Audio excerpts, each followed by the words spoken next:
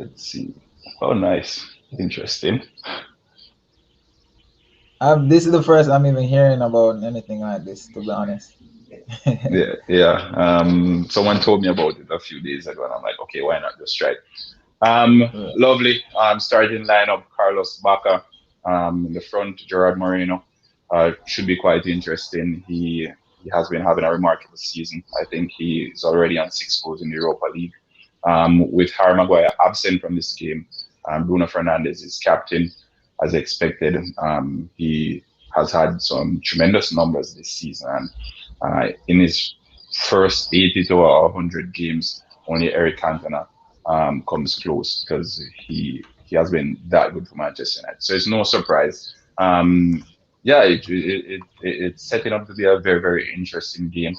Manchester United obviously is the favorite going into this one, but we can't underestimate Villareal. Their manager, um, what's his name, Unai Emery. Unai He Emery. Yeah, he's done it time and time again. Manchester United line up De Gea in goal again. Lindelof, Piers, by Sean Wan-Bissaka left and right back. McTominay next to Paul Pogba, Rashford, Bruno Fernandes, Greenwood, playing behind Cavani. What are your expectations for this? I think this is the formation that Ole should have been going with from the beginning. I know it's really not, the formation they expected. They need a center defensive midfield, but the Mac Fred double pivot wasn't working, and I'm glad to see when I'm playing FIFA, I use Pogba and McTominay in the D mid, and I would have loved to see Ole try that, and I'm glad he's doing that for the finals, and I expect Manchester United to beat Villareal, even though Unai Emery, as you mentioned, is a very good manager, and the Europa League is his ground. Trust me, the Europa League is his competition. But I expect Manchester United to win their first trophy since 2016. Yeah. And Ole Gunnar Solskjaer, he really needs this one because if he doesn't win this trophy, then there will still be that comparison between his stint and Mourinho's stint. So um, it's quite interesting to see how this one plays out. Is Ole Gunnar Solskjaer good enough to take Manchester United to major honors? All those questions will be answered today. I I think the Moreno stands will be hoping that Manchester United don't win, so they can say you sack Moreno for and his greatest, Moreno said his greatest accomplishment was finishing second with this Manchester United team. So he was saying basically he wouldn't have achieved anything better than Moreno himself, Ole, being what they call him, the PE teacher, so to The speak. PE teacher. Yeah, it's a bit feisty already. Um, but I think Villarreal, they will be imposing themselves on Manchester United, who they have a few players who tend to spend a lot of time on the ground.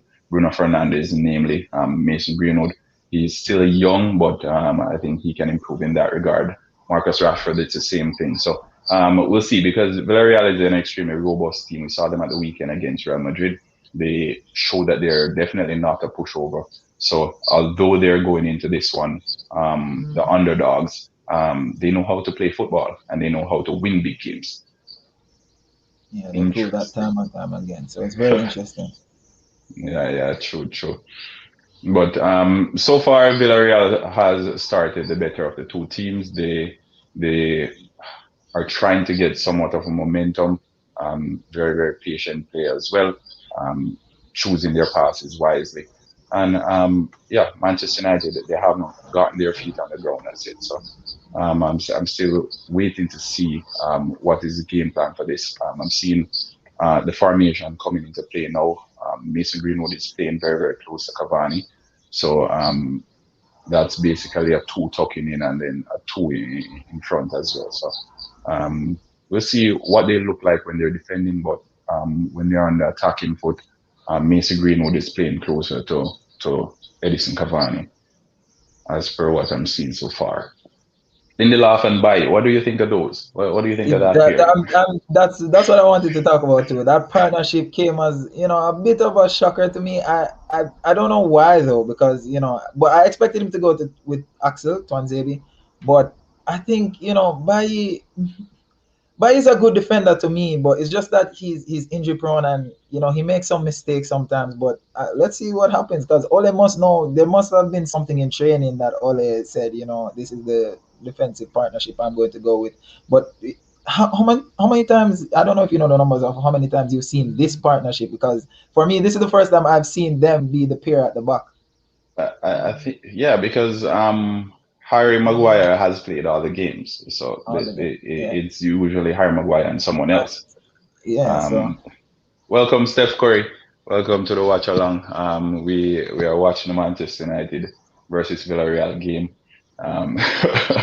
It's my first time using this platform, but hopefully it'll be fun enough that I'll try it sometime again. Oh, who knows?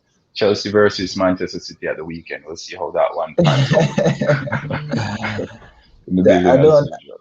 Yeah, I man. don't think you Welcome, want. man, Steph. I share the live as well with your friends. All right. We say you don't I, think I want? I don't think you'd want to be on live to see your team get beat down. I want Chelsea to win though. I want Chelsea to win just for Yeah. my personal agenda. But I Yeah, don't yeah. think. Well, we'll see, we'll see. I'll be going into the streets tomorrow to shoot a video, just to hear what the street is saying about that final. So that video hopefully will be uploaded on the weekend. Aaron Wan-Bissaka, what do you think of his omission from the The, 26-man squad for England? um, you see, if it was the 26, if it was the 26, I wouldn't even be so shocked. But it's 30. It's 30 plus, and 30, 33, yeah. Southgate hasn't called probably the best defensive right back in the league. I was looking at Statman Dave. He does some statistics, and when you look at Wan-Bissaka's numbers over the past 3 seasons, he has either led in defensive returns or been second. And then in attacking returns this season, only few players who are English based beat him, which is Trent Alexander Arnold. So to not even Kyle Walker or Kieran Trippier have had more goal involvements or goal contributions than Aaron Wan-Bissaka. So it's But a bit but but interesting. but Aaron Wan-Bissaka is in no. They added him to the 33-man squad, no? Oh, they added him to the Yeah, 33. yeah. So So so not Wan-Bissaka, sorry, Trent. But Trent, yeah, Trent yeah, is in. Yeah, yeah. Trent by far should be in. No, no, no. Not just me coming from a Liverpool perspective, but Trent, you can't go wrong with Trent. To me, you But cannot go wrong with who Trent. does Wan-Bissaka get in ahead of though?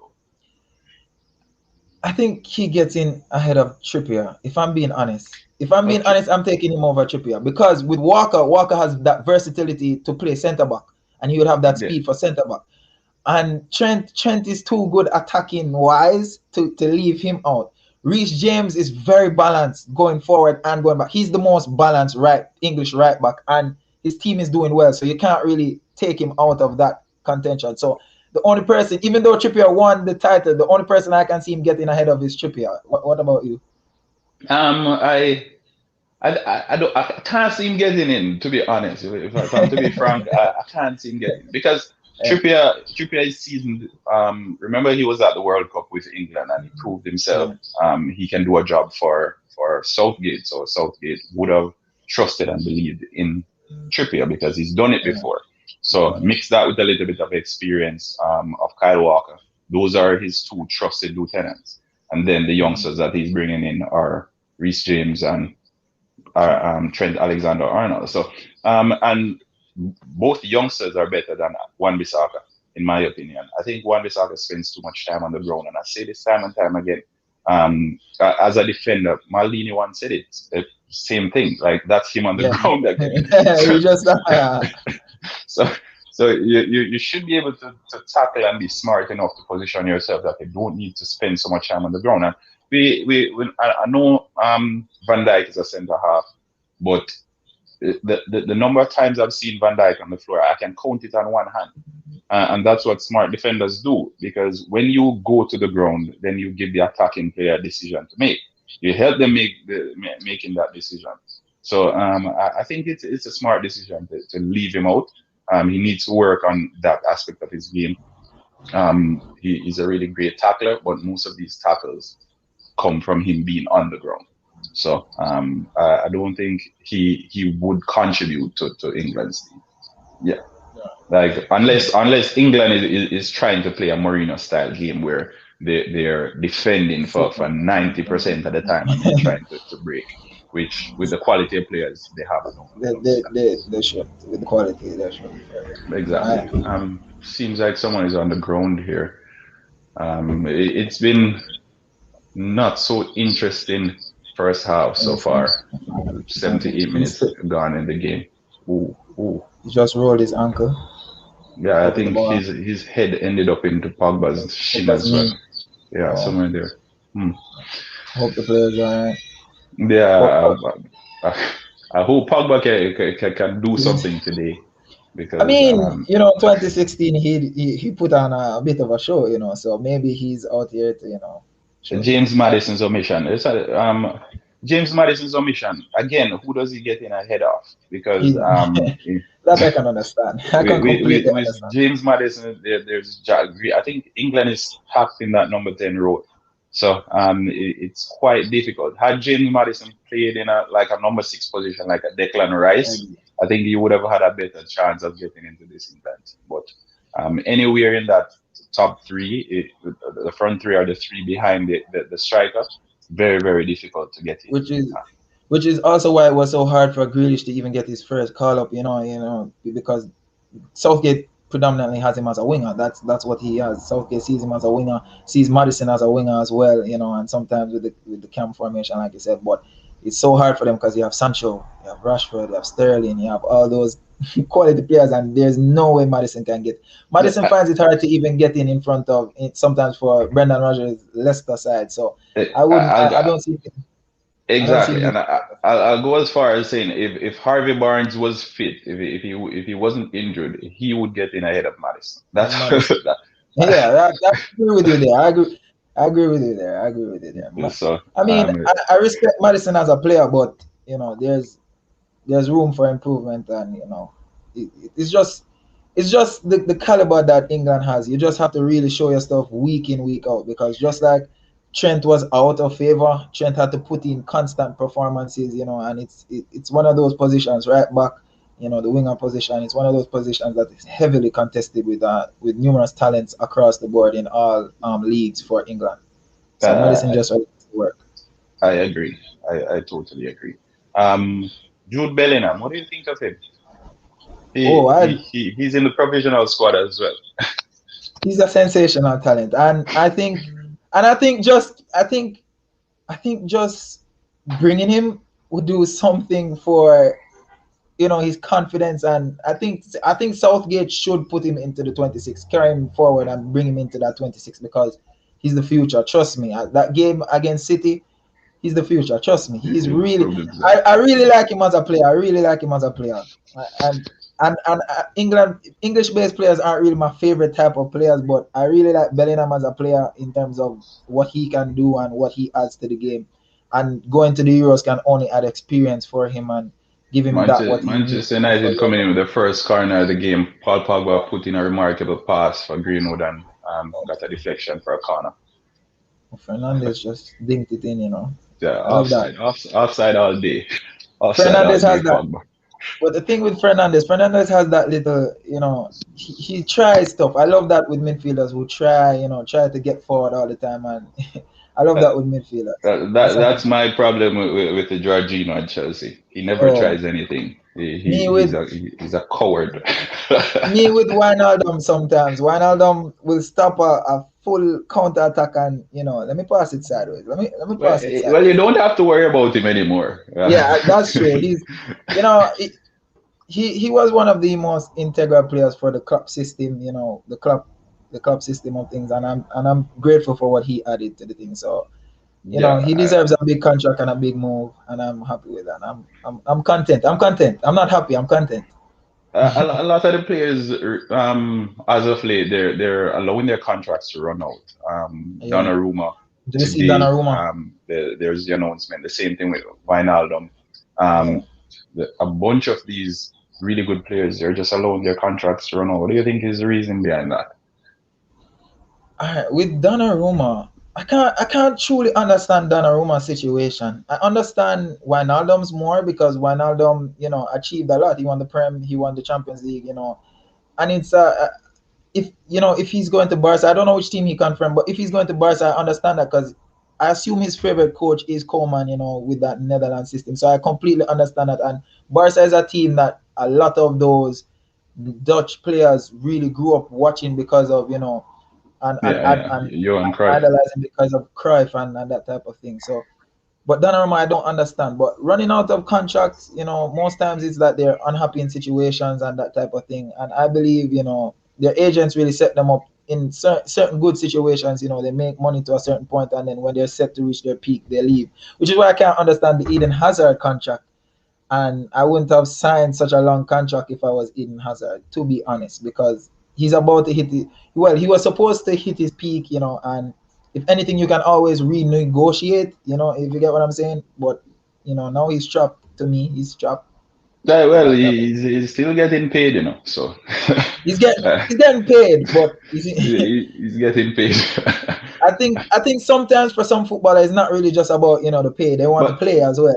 but also I think with Hazard situation, like he would have gone to Real Madrid to Mhm. win the Champions League Right. because he won everything there was to win in England. Europa. He with the national team, obviously he wants to win Euros, he wants to win the World Cup. But Real Madrid would be the next move. But who knows? Probably he didn't even plan on making another move after Real Madrid. You True. get what I'm saying? True. Because Real Madrid Yeah. was True. his dream club. You get what I'm saying? So he was probably looking at that and saying, okay, this is where I'm going to end my career. Which that's what's happening now. That's true. That's true. That's what's happening now. But we'll see how that plays out. Wan Bissaka defending the cross really well. He should be at the midst of everything today because Yeah. I'm Yeah. Go. assuming Villarreal will see him as a weak link. Villarreal, they're winning their first corner of the game. Mm. But what do you think of the game so far, though? First 15 minutes. Like with so much Europa finals, it's gotten a bit of a slow start. I expect it to pick up. Ooh, You know, remarkable yeah, chance at the back post there. Come yeah, on. Should be getting that yeah, on target. That's a yeah. chance missed. At least on target, he needs to get that on target. Exactly. And this guy was remarkable at the weekend as well, Yeah, He was really good against Real Madrid. I wish he He was wasn't. all over I the really pitch. wish. He was running Luka Modric and Casemiro off the pitch. I really wish he wasn't though.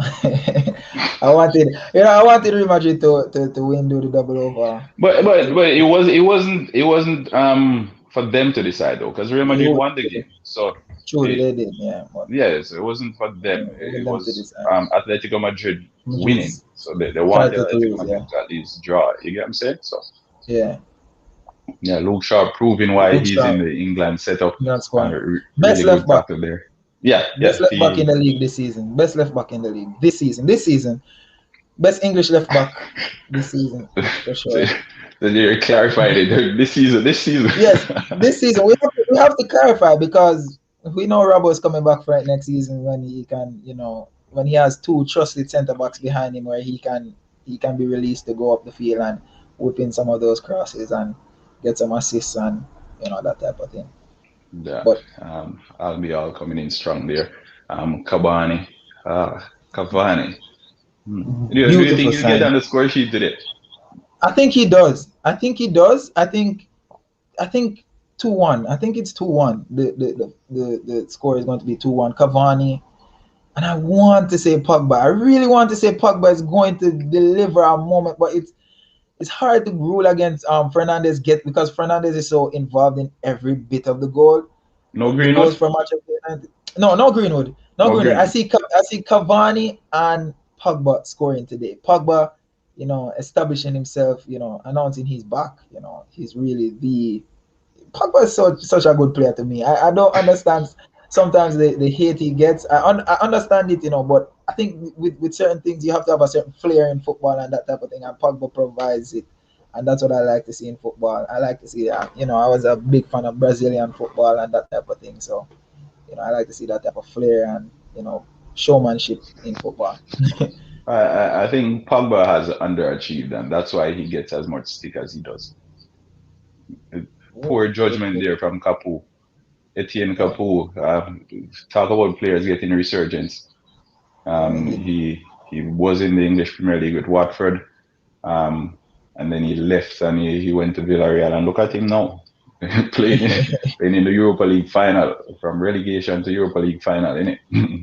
we find like I find some players moving away from the Prem and then go to like Spain or Italy and then research. Like they research almost immediately, and it's something I see and I really like because I don't like to see players just going out and on a low. Greenwood was And fine in training yesterday, yes, the unexpected. he Um, was, I, I think Greenwood, he was. I can't rule him out. I think he has a really good shot on both feet. So, anywhere in and around the box, he should be hitting the net.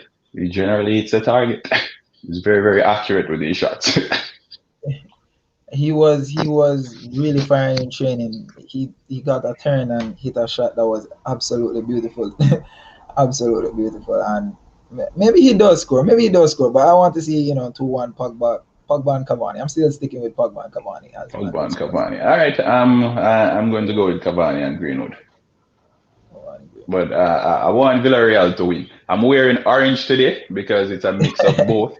So I didn't want to come out in a red shirt and then folks are saying, okay, possession statistics so far, Manchester United with 59% of the possession, Villarreal with 41. But I'm telling you about that Moreno fellow. He's a serious player. And if he gets anywhere near the net, Manchester United will be taking it back to the center circle. Good You shot, got Luke Shaw. Really good Luke shot. Shaw. hmm Get it on target, Luke Shaw. Get it on target. They're giving some tactics as well. Yeah. So far, neither team has threatened the goalkeeper. They've gotten into some good spaces. They've exploited some areas of the pitch that we would expect. Referee, come on, referee. That's a cynical foul. Pogba's Yeah, down. Paul Pogba injuring himself there. Come on, Pogba, get up, Pogba. It's a final. You're trying to avoid a card. Luke Shaw literally grabbed the guy's leg. That's a card, That's a yellow card, referee. Luke Shaw averages a high percentage of yellow cards per game. I saw somebody mention it today that yeah, Luke Shaw. They expected that, and this ref, they said this ref in particular gives a lot of yellow cards. So they're expecting a edgy game where a lot of cards are given and that type of thing. We might see a red. We never know. We Yeah, might see a red. well, why he's on the pitch, so we Bailly can't rule is that on the out. pitch. I was just about to say Bailly's on the Let, pitch. So let's stray for a bit. What's happening over there in Inter? The thing with Inter Milan, they're trying to raise funds. Um, also, Antonio Conte, he wanted new players to compete in Europe. As a result, the club being in a different headspace than Conte and his personal aspirations, they decided to part ways. So it says by mutual consent because Conte wanted to bring in some players so he could challenge in Europe next season.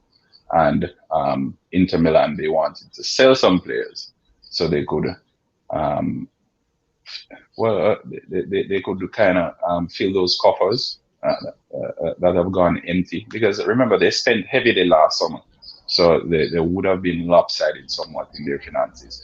But I think this should play out well for a lot of English teams because Manchester United, they were interested in Skriniar.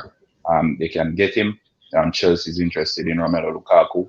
They can get him as well based on what's happening there. So we'll see what happens in the next few weeks I because it think should be interesting, especially after the Euros. We'll see everything, and even during the Euros, negotiations will be taking place, deals will be signed, and then players will be making the moves after the conclusion of the competition.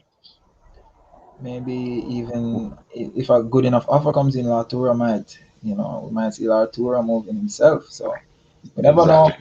Never Ooh, know. 'Cause ooh, oh yes, ooh, chance there, chance. Come a on, Carlos Bacca, come on, the Colombian, beautiful, putting beautiful it bit of in. skill too with the Yeah, rubber. yeah. the Rabona. But That- look at this. Wow. yeah, Love to see yeah, that. I love to see that. really, I love to see that. I love to see that. South that, Americans, I love to see them. They're very important to the game. They're very important to the game. yeah, Arabona one goal of the season for the EPL, you know. Yes, it did. Yeah, so that Processor. Eric Lamela goal. It was Eric Lamela, yeah. Yeah, So, is it the goal of the season for you though? I can't. I don't know. I don't know. Like there were a lot of great goals scored this season. Cavani's one Um, was beautiful as well too. I think Cavani's one was the beautiful. Cavani's goal was offside, so I can't even. That one was offside, so it doesn't even contend. So it doesn't come into Uh, contention. So yeah, I um, mean, that one was well, offside. So it's as soon as they pull it, it up, as soon as they pull it up, it will be voted off because afterwards Bruno Fernandes said the ball didn't touch him. And if the ball didn't touch him, that means it's offside because they gave Bruno Fernandes the assist. yes, Initially, it was David De Gea that got it, and then they changed it when they did their reviews and said the ball came off Bruno Fernandes. After the game, he came out and said the ball didn't touch him. But if they said it, that's how it is. That's how it is. So I don't know. Conte to Spurs then, or back to Juve. I think Juve makes more sense. Coming to Spurs will be a waste of his time, really, because the really same and true. problem that he had with Inter Milan, he'll be having it with Mhm. Daniel Levy, because the money that he wants to spend to compete in Europe, Daniel Levy will not be doing that for him. So, Compete in the Conference League. yeah. Yeah, Antonio Uh, Conte is not a Conference League coach. yeah, Europa Conte. League I or mean, Champions League. I think Ryan Mason is a Conference League manager right now. I think it would be perfect for Ryan Mason to Yeah. Do you think Kane leaves? Do you think Daniel Levy honors his gentleman's contract with Kane? Personally, for me, I'm not honoring, and from Daniel Levy's position, I'm not honoring a gentleman's contract per se. You don't want the player to not want to play No, or not anything, but he has to sit out the rest of his contract if it were me. yeah, Like, but if a yeah, good enough offer comes in, by all means, true. but But then you're going to be strengthening your opponents. Then you get what I'm saying. So, yeah, and I it know he speaks wants about to the stay in ambition of the England. club. Speaks Yeah, about the true. ambition of the club. So, If if he wants to stay in England, the offer would have to be really good. I'm talking about player swaps as well in terms of cash add-ons. And yeah, also, but I think Real Madrid. I heard rumors of Real Madrid wanting to knock on the door. Get rid of certain deadweights like you know Jovic and that type of player. So if they get, I saw a proposed deal where they get Luka Jovic and Bale. They make the Bale transfer permanent and they get Odegaard. That with a certain like 10 mil cash included, and that's looking like a decent offer to me because I think Jovic might add something and rebound himself because he played very well for his club. Frankfurt. He went back to Frankfurt, and Odegaard is a good player as well.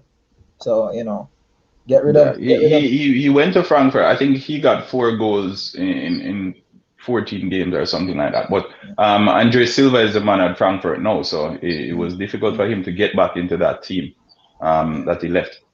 Shot. Ooh, wide of goal. Really Ooh. good try there. Really good try by Jeremy. Mm. Villareal look like they are not about to just give up this. And I expected that still. They're not just about to give up and say, "Oh, Manchester United, Manchester United." I actually like that, and I really feel like you might be right. You say you want Villarreal to win, you might be right. I wouldn't mind But still for the my. entire Spain is back in the yellow submarine right now, and I'm back in the yellow submarine as well. Yeah, because if Manchester United wins this and Manchester City wins the Champions League, then European football is dominated by Manchester. We can't have That's that. true. We can't have that. We can't have that. we, I can't, I could not live with that. I couldn't live with that.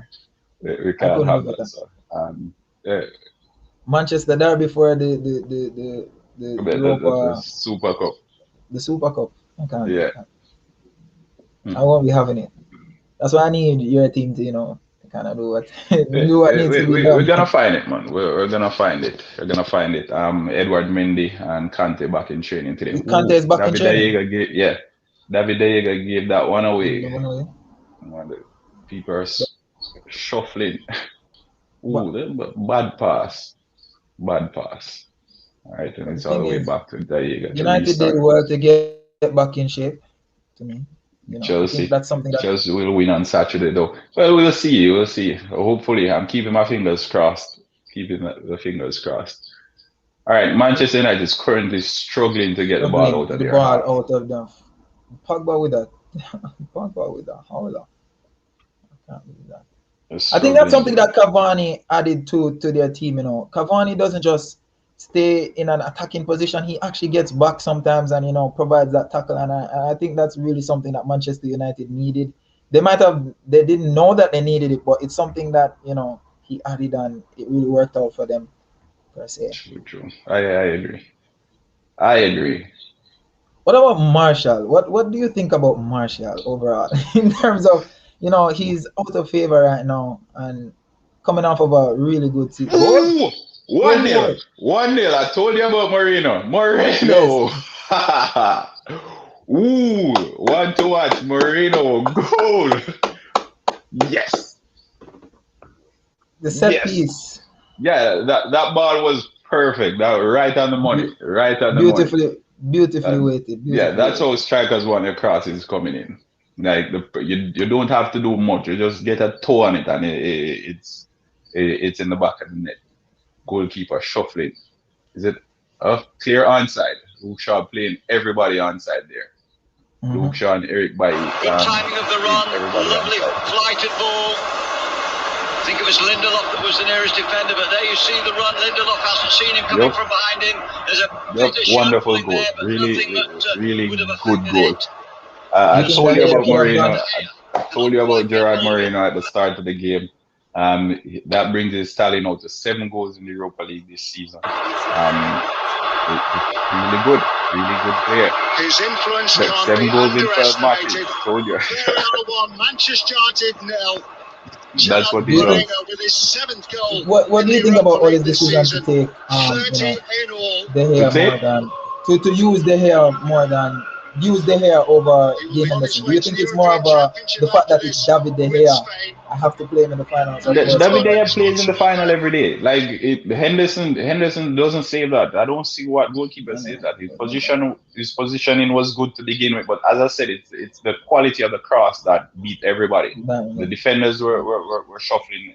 The goalkeeper he didn't know what to do because here's the thing. And Bruno Fernandes had a goal earlier in the season.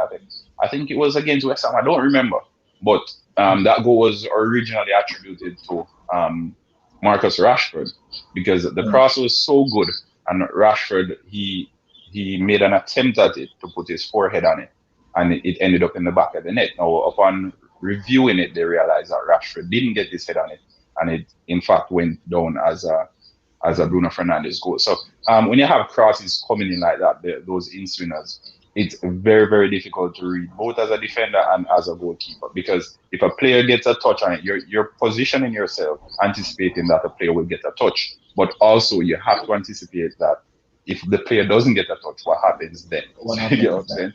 It's So it's tricky. It's tricky. yeah, so the beauty of the cross in that play just now decided the goal, and it's a primary reason it resulted in a goal. As you realize, Moreno didn't have to do much; he just got his leg on it, and then it was in the back of the net. So, 1-0 to Villarreal, 31 minutes in the game. It's setting up to be a wonderful finale, and let's see Edison Cavani and Greenwood bring Manchester United back in the game. Clear Imagine plan. Arsenal. He said, Ooh. "Imagine Arsenal fans seeing Emery lifting the Europa Trophy later." I mean, Arsenal. Good job. Carlos. Oh, come on, Carlos Bacca. Cheap giveaway there. Cheap giveaway. Manchester United need to get a goal back before they go in at halftime because if they don't, If they don't, then they'll be up against it in the second half. And I know in the English Premier League this season they have been The the comeback kings, the but comeback this is an entirely different kettle of fish. And against Unai Emery in the final, you can't be waiting until the second half to mount your comeback. All right, to Eric Bailly. Who do you say is at fault for the goal though, as it relates to the defenders?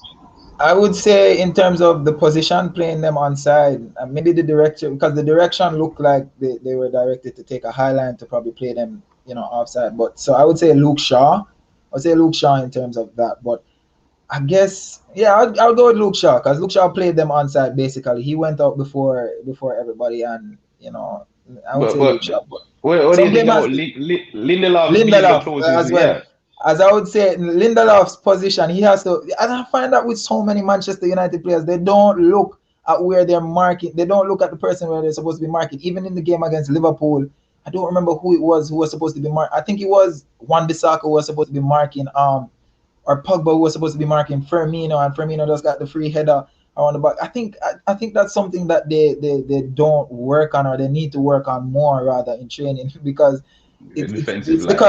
the cause of their downfall. It really is. It's the True, cause of their true. downfall.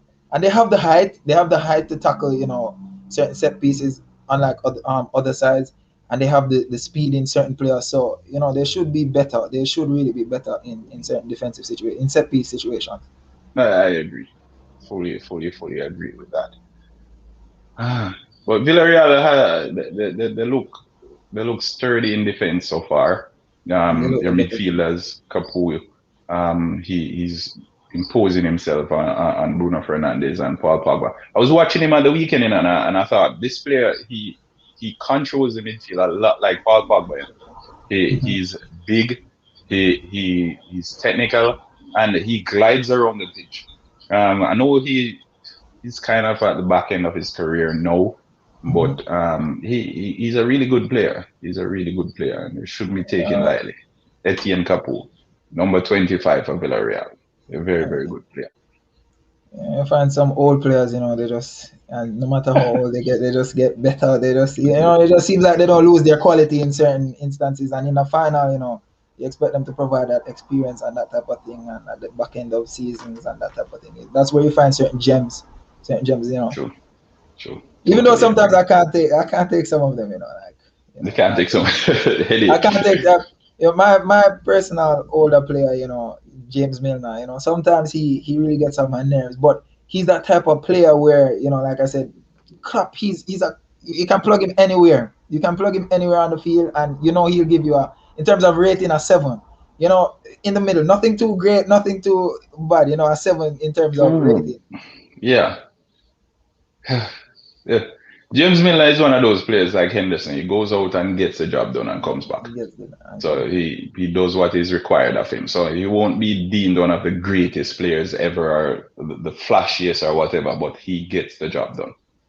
Right? So you need some of those players in your squad. Yeah, which is why I think Southgate is going to bring Henderson as well to the Yeah. Euros. But come on, McTominay, get up off the turf. What do you think about McTominay? Do you think like this position and this role for him is going to be?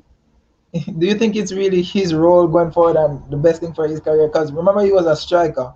I guess he was too tall to be a striker, but I don't really see him This as guy a. say it's too tall. Have you seen Edin Dzeko? I know Dzeko. I know Dzeko. Trust me, Dzeko is one of my friends' favorite player of all time. But I don't see him as a CDM either. I don't really see him as a CDM either. That's No, that's no. me. I don't know. I don't know where he fits. I don't know where he fits. To be honest, I don't. I want to watch him for Scotland more and see how they utilize him, and maybe it's just at Manchester United. I want to see him. I have to watch more of his. Oh, Rashford. Yeah. We'll see. McTominay, I think he gives his heart whenever he goes out there. He's always giving 100%. And he's kind of a player like Milner, as you alluded to earlier, one of those players who goes out and does everything for the team. So he's currently playing in central defensive midfield, but it's what's required of him. I think his best role would be a kind of box-to-box midfielder, Box to box. arriving late and that sort of thing. because he knows how to score goals, as we've seen throughout the season. But putting the defensive responsibility solely on him, because in this game now he is expected to shoulder the defensive The defense, responsibilities. Yeah, especially since he's playing next to Pogba. Pogba, we'd assume will be drifting and playing a little bit closer. He's filling in a lot in the back four now, but he will drift a little bit closer to Bruno Fernandes, and Bruno Fernandes will slot in with the top third. So I don't know. McTominay box-to-box midfielder for me. But these days, box-to-box midfielders are expected to be primarily defensive and then arriving late. So we'll see. But I take nothing away from him, though. He's a good enough player. I don't know if you just got the visual of Ole's face. He's not he's not a happy camper right now. He's not a happy camper at all. And I'm here for it. I am here for it, truly. Yeah, he would definitely be disappointed with the first half that his team had. Yeah, they've been predictable. The passes have been routine. If I don't know, at this rate, it's definitely going to take a moment of brilliance from this Manchester United team to get in, because Villareal are currently playing with everything in front of them now. They're allowing Manchester United to have the ball, and they're picking their moments to tackle. One shot on target, and this is the most attacking formation to me. They've had 66 possessions, so yeah, he should be disappointed with what Manchester United have given. I expected them to have a bit more shots on target. Good ball. Ooh. But that's the thing. Villarreal don't seem to panic even when even when it's looking a bit bleak. They're just so calm, and I like that. It's gonna be hard for Manchester United. I might have misjudged Villarreal and given Manchester United the win. So the 2-1 win. This is going to be. They're a really good team. They're a really good team. If Manchester United is to win this game, it won't be easy, and they need to dig deep. They need to dig their heels in. Ole Gunnar Solskjaer, as you said, not a happy camper. He cannot wait for the halftime whistle, because as things stand now, his team isn't playing nearly as good as we probably expected. Rashford slight again in possession.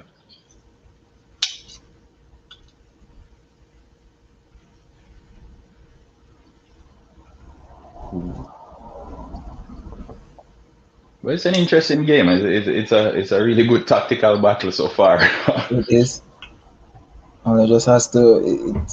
It's going to be a good second half for Manchester United. I think Ole is going to have to inspire them. I think Ferguson is there. Sir Alex Ferguson is there. And he probably has some words to say.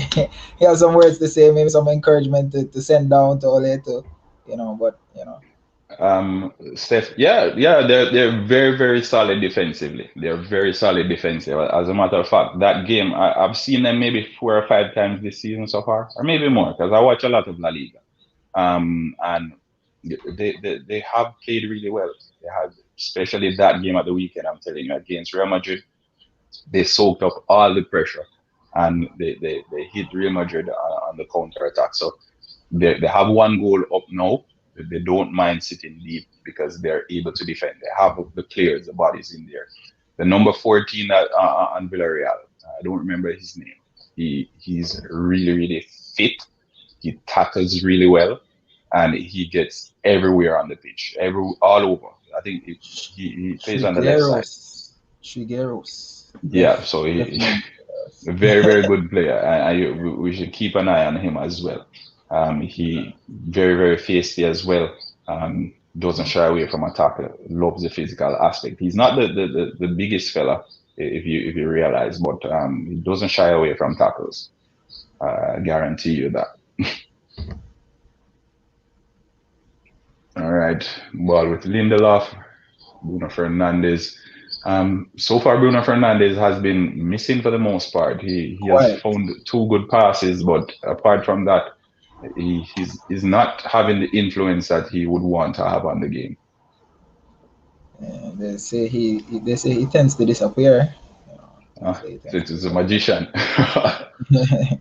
It's a magician. So Let me see. Again, as I said, we've seen it and we're seeing it again. You see that back six, it's six across the back, and then one in front, it's seven, and then three. So, it's an interesting they, defensive shape and it works. So yep. So Manchester United, they're allowed to have the ball, but everything is being played currently in front of Villarreal. They are allowing you to have the ball in front of them because if you play, look, Manchester United is now going to be forced to try and find the ball over the top because there isn't anything to pass through. and then the cycle just And starts here over comes the again. counter attack we spoke about. Yep. The counter attack, yep. So now it's Manchester United, six Manchester United defenders shuffling to get back.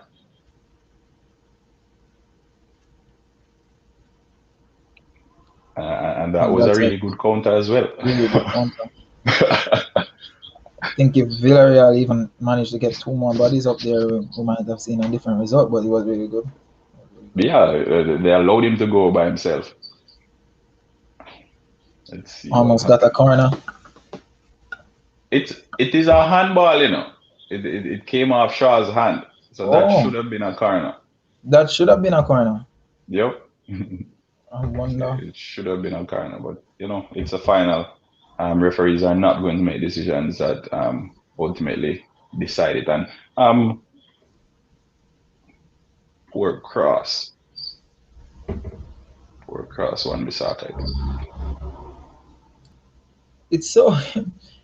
I find it so funny to watch Wan Bissaka on the wing sometimes because he genuinely doesn't look like he knows what he wants to do with the ball, and I find it so hilarious. I find it so And this is hilarious. the player, you want to get him. I'm saying, it's not necessarily that I want him to get in, but more that if he Ooh, was to get in, the wonderful only move person he from could get in. Rashford. Yeah, Wonderful move from ooh, Rashford. so skilled. He's probably one of the most skilled English players wingers right now, True. if not the most. Well, I feel Foden. I think he he gives us a little bit more. Also, Jadon Sancho is very, very skilled with the ball at Skilled his as feet. So the thing is, England has some different players than we've grown accustomed to. Whoa, that's a lucky one getting in the arms of the goalkeeper there, coming off Albion. Could have been an old goal, you know. Cavani was right there as well, sniffing out to see if anything was there to feed on. But again, Mason Greenwood with a wonderful run. Yeah, Mason Greenwood with a wonderful run. And yep. You saw what happened there. There are three Yeah, he defenders just around Cavani as well. Three defenders around Cavani. So who I is the guess other player coming in there? There aren't options in the box, and then Cavani is being crowded out. Man I guess the United only trying to end the half on a high. Yeah, I agree. They're trying, and as I said before, they want to finish this half at least one goal apiece because coming out in the second half, then they will have it all to do, and then they will leave the door open for Villareal and their counter-attacking strengths. So Manchester United, as things stand now, it looks as if it will go in at halftime at 1-0 to Villarreal, unless something remarkable happens within the next 20 or 30 seconds.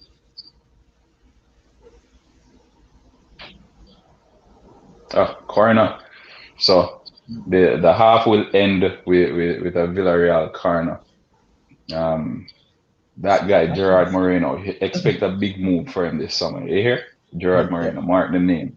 you remember the Euros is coming up, and so I guess it's dependent also on his Euro performance, and Yeah, he's in Spain's squad too. he's in Spain squad, and there's not a lot of big names as you're accustomed to. Ooh, I do not like the Spain team, to be honest. same. I think it's lacking a lot. But yeah, it has been a wonderful half so far. First half really good. Etienne Capoue, he he's basically playing what I expected of him. For the first half, he's my player the first half, if I'm to be honest, because in a midfield with McTominay, Paul Pogba, he seems to be the only one that's standing out. And who knows, maybe it's how big he is. But Etienne Capoue, for me, took that first half. Who was your player of the half? Apart from the goal scorer, obviously. Apart from the goal scorer, I'd have to probably, it's definitely not a Manchester United player. It has to go from the team that's actually winning right now. But I actually liked, who I think I like Carlos Bacca's play. I think, Baka. supporting, as he's not really the, the big name per se, as Moreno carries, but he's done really well. He put in couple crosses, the bit of the skill, I like to see the skill. And I think he had a really good half. He won a couple corners, so I think he did really well. He was my player of the Yeah, half. yeah, he definitely played well. Carlos Bacca, he has been good. He has been good for the past few seasons. He's well traveled. He's Colombian, but again, we would have grown accustomed to him doing things like this. I think he Yeah, fell off a little bit, and he went to Villareal and re-established himself. But a really good player. At one point, he was finding the net for fun, but who knows? We'll see what happens from the second half. But he's able to score good goals as well. So Manchester United aren't careful and they allow Villarreal the space. I'm anticipating that they will break away, and who knows, a counter-attacking goal may be on the cards for Villarreal, especially now that they have this one goal lead. The onus is on Manchester United now to fight back. and with their defensive shape, I feel like if they get one more, that might be it. That might be Yeah. it for the game. I feel like if they get one more, that might be it because their defensive shape is so good. You mentioned, it's an unusual shape. I haven't seen it before. You said you watched Villarreal this season, and I'm actually very interested. I'm actually very upset that I haven't watched Villarreal. So I Yeah, definitely they, have they, to. were, they were one of the better Spanish teams, and generally we expect Real Madrid. We expect the top three teams to be Real Madrid, Barcelona, and um, Atletico Madrid. Sevilla and Valencia are usually close runners up in that in that fourth and fifth place spot. But this Villarreal, I think Valencia is in the bottom half of the table. They finish maybe 14 or somewhere there, but they finish in the bottom half of the table. So this team took Valencia's spot in the La Liga. They were that team this season. So definitely a good team to watch. They have a similar jersey to Valencia's away kit as well. So we'll see though. But interesting second half ahead. I'm expecting Manchester United to come out of their shells. Who do they have on the bench though that can come in and change the game? Hmm. I'm trying to think and see, because I think they need to find the goal with these players and with these players that's currently on the field, because I don't see any player that can change the game with the defensive shape that Villarreal has. Maybe if a goal is scored, things happen and things change. So then you can bring on maybe even a Daniel James to start running at them and that type of thing. But right now, currently, they need to use these players that they have, find a goal, score, and get back into this game. They need to get back into it. Villarreal has been more dominant in the first half. Not in possession and passing, but everything that mattered. They had five shots compared to Manchester United's three. They had one shot on target. Manchester United had one shot on target as well. The difference is Villarreal's shot on target ended up in the Is a back of the goal. net. Manchester United's passing accuracy was 89%. Villarreal was 69%. So even with their passing, they're doing more with less in comparison to Manchester United, because with 69% passing, 30 something percent possession, and yet you still had five shots. You get what I'm coming at. So True. Manchester Yeah. United, they're being forced to play the ball over the top or try long range efforts. We haven't seen a lot of long range efforts so far in the game, but based on the defensive shape of Villarreal, that's what Manchester United are forced to do. So someone like a Juan Mata maybe can unlock Can come in. the defense, but will Ole Gunnar Solskjaer play him? I don't think so. I think the last game at the weekend he was spectacular to say the least. I know he will be moving on in the summer, but they need someone with that bit of creativity. Paul Pogba has it, but I can't see him doing what he's doing with Kapui playing so close. Yeah, so goals and assists in the Europa League, Moreno with 10. He's had 7 goals and 3 assists. Bruno Fernandes running a close second, 5 goals, 4 assists. Edison Cavani, 5 goals, 2 assists. Orsic, 5 goals, 2 assists, and Kylian Mbappe, 6 goals. Ooh. So for the most part, then the European competition this season, Gerard Moreno, he has had the most involvements in both the Champions League and the um the Europa League. Europa League. Yeah, So he really has been the he has been the man. He has been the man. He has been the man. No doubt about that. But the other thing, I just wanted to backtrack a bit to the subs. Another thing you find with Ole doesn't make subs. Ole really doesn't utilize his subs. And looking at his bench, I don't see where. All right, let me take it down. One Mata has the ability to play. I don't think he'll bring in Maguire because, or maybe he can bring in Maguire. Maybe to latch on to the end of probably some of those set pieces and probably use his head to get into the goal. But otherwise, from that Mata, to unlock the passes, I don't see him bringing him on like you mentioned. Fred, I don't see him bringing him on. Diallo, I don't think he thinks Diallo is ready. He's ready. He's proven himself in certain games, but I don't think he finds him ready.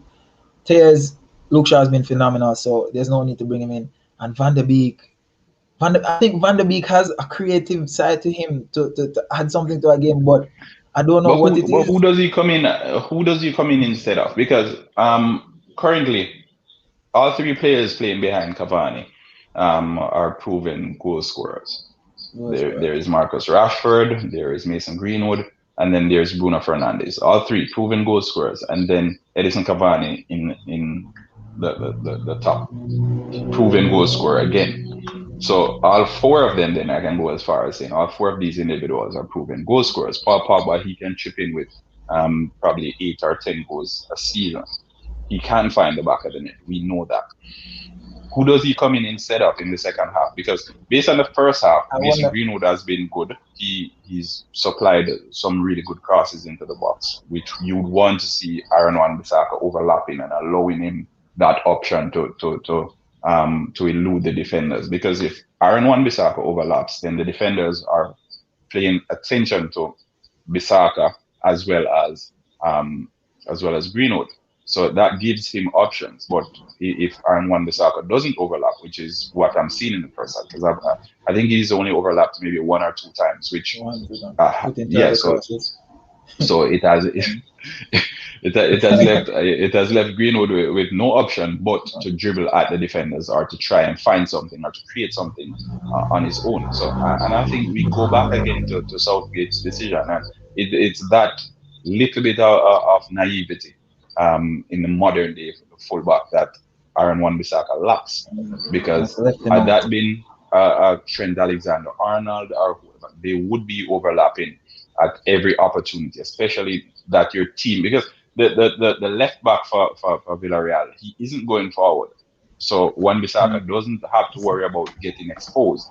So why is it then you're staying back so deep when your team is attacking, knowing that even when the ball is turned over, Villareal is only attacking with Carlos Bacca? So I don't know. But Manchester United look more threatening on the right-hand side with Mason Greenwood. But still, Rashford can create something from nothing at any time in the game. So I don't know. I can't see the change. No, I can't see the change. So maybe Ole is thinking the way I am. But what if Wan-Bissaka is playing based on instructions? I can't say no. But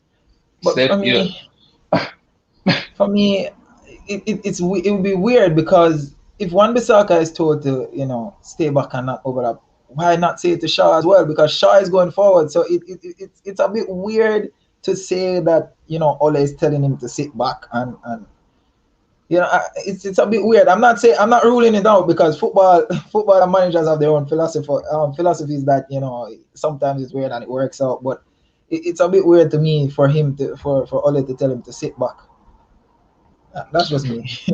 True. We'll see. But as I agree with you, Steph. I don't see the sub as yet. I wouldn't say it's too early for a sub, because I've seen managers make halftime substitutions, but I don't see it as yet in this game, because it's not as if there has been any player in this Manchester United team that has been extremely awful, that okay, they need to come off of that. No. I don't know. I don't see a change as yet. Two fullbacks going forward will expose the centre back. Yeah, it will expose the centre back on any given day, but you're only playing because when Villareal attack, they're attacking with one person. So I guess that's the angle Shaq was coming from. And because generally when one of the fullbacks go forward, then the centre half, the right back or the left back, they tuck in and make it a back three generally. So I don't know. We'll see. We'll see. We'll see what happens in the second half of it.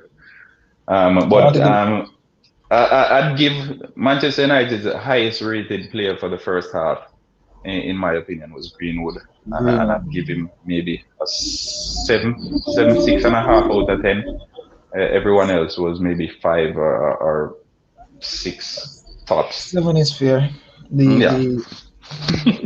The defense line hasn't played more than I don't think anybody in the defense has played more than a 5. Bruno is, as you said, hasn't been. I need more from Bruno. I really need more from Bruno. I need him to be what the Portuguese Magnifico, as they would shout in the Old Trafford stand. So I need more from Bruno. I need more from Pogba. I have you scoring over Greenwood. Come on, Pogba. You can't. I need more from them. But what do you think about probably? Because I know Rashford has some deliveries, but I don't. What I was saying with the sub, not saying, because like I said, I think they need to score first before they make a sub. But the only thing I was saying is, what if they try to play? He brings on Matic as a lone CDM. I don't know, as a lone CDM, and that's the only way I can see maybe Van der Beek getting in as a sub, or Mata bringing on Mata. So he has Mata and probably Fernandes, as the two center mids going like that, and then has Matic. But the thing is, Matic is slow, so I don't really see it happening. But I'm saying that's the only.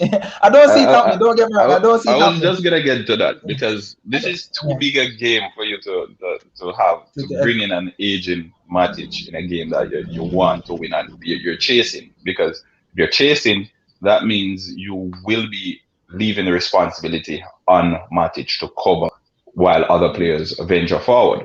So if you're putting in Matic there to leave him by himself, that means you want Pogba to go all the way forward to join in with the attacker, whoever comes in.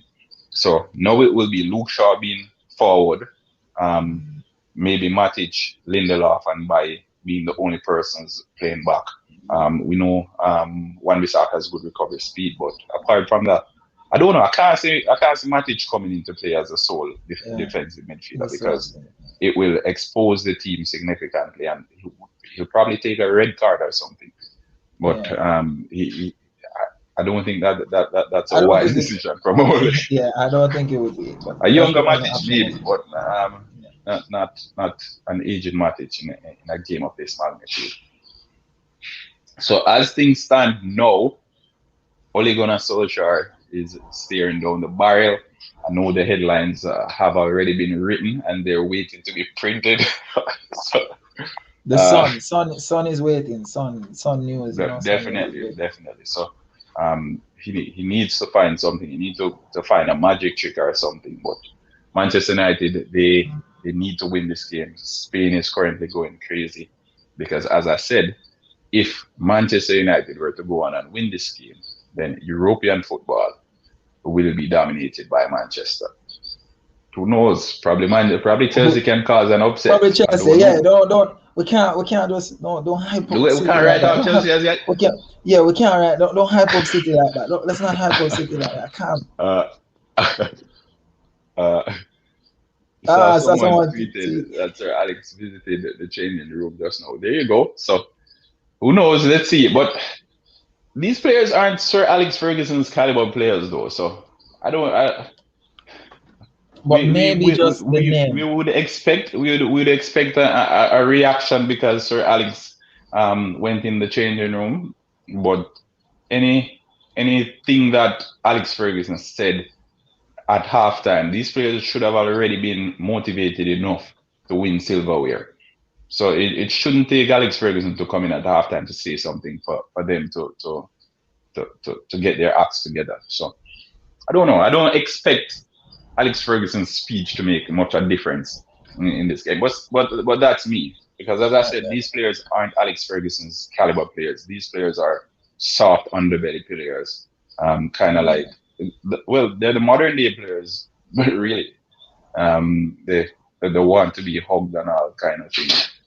Not Alex Ferguson's style. So we'll see. So the second half is underway now. Villareal picking up how they started the first half. Manchester United on the back foot, a throw to Villareal early on.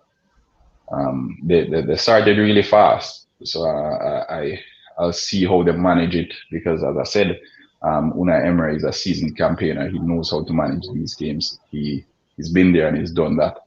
Can't say the same for Ole Gunnar Solskjaer, but hopefully he'll learn how to do that today.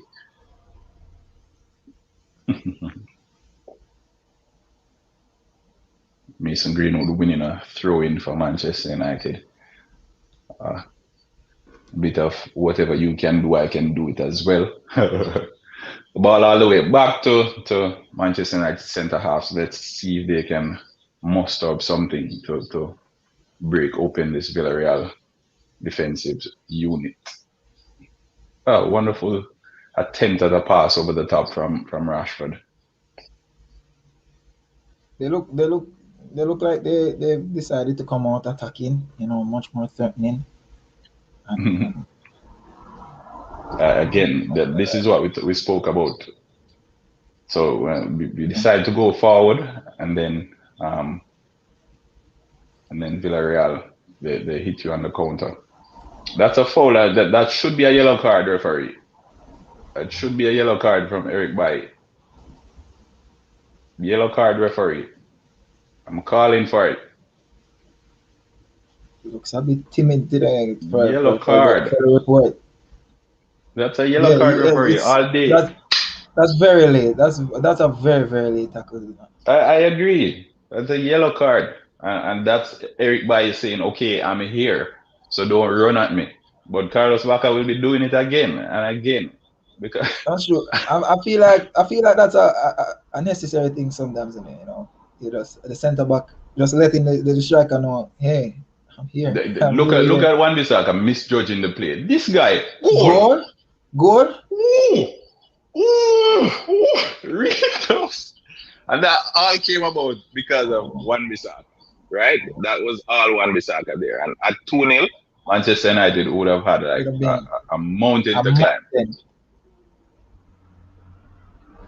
A mountain to climb, Manchester United.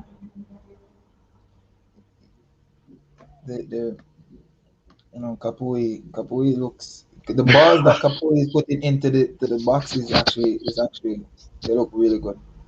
Like you said, yeah, he's a class player. Class player, I tell you. Close to a goal. I need to see a replay of that. Because how did that not end up in the back of the net?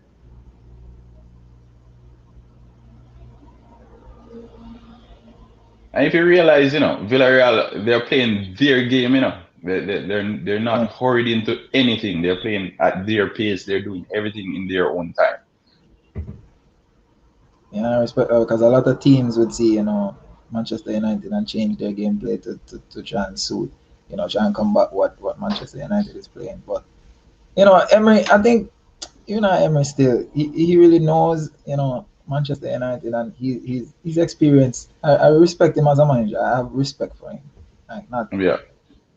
I have respect for him. From Yeah. those ding dong battles with Sevilla. I used to hate seeing Sevilla. Trust me, no matter the Whenever they, competition, no matter the whenever they get there, competition, no matter the competition, when I see Sevilla, I'm like, okay, I expect a good game. yeah, I've that I've was his team. I've seen teams That have was his Sevilla team. 3-0 and they just stick to the game plan and 3-3 as you blink 3-3. Bruno Fernandes is trying to take over the game now. Yeah, which is what he needs to do. He's asking for the ball. He's asking for the ball. He's going basically on the players' toes and asking for the ball. Um, let's see. Bruno Fernandes find the pass. Oh, ooh, man, Pogba. That one should have gone over the top, you know. Good run. Wan-Bissaka. They can't find a proper cross to save his life. He needs to go to a class with Walker and Trent and all of them. Probably learn. That's true. I don't think there's any shame in him asking for some help. In True, ooh, true. His delivery is like 9 out of 10 times it's bad. But he occasionally finds that good pass. He yeah, one in occasionally a finds something good. A foul by Cavani. That's a second foul of a similar nature for Cavani. He had a few. He had one in the first half as well. one Um, more and we might see the first back yellow in card. the book.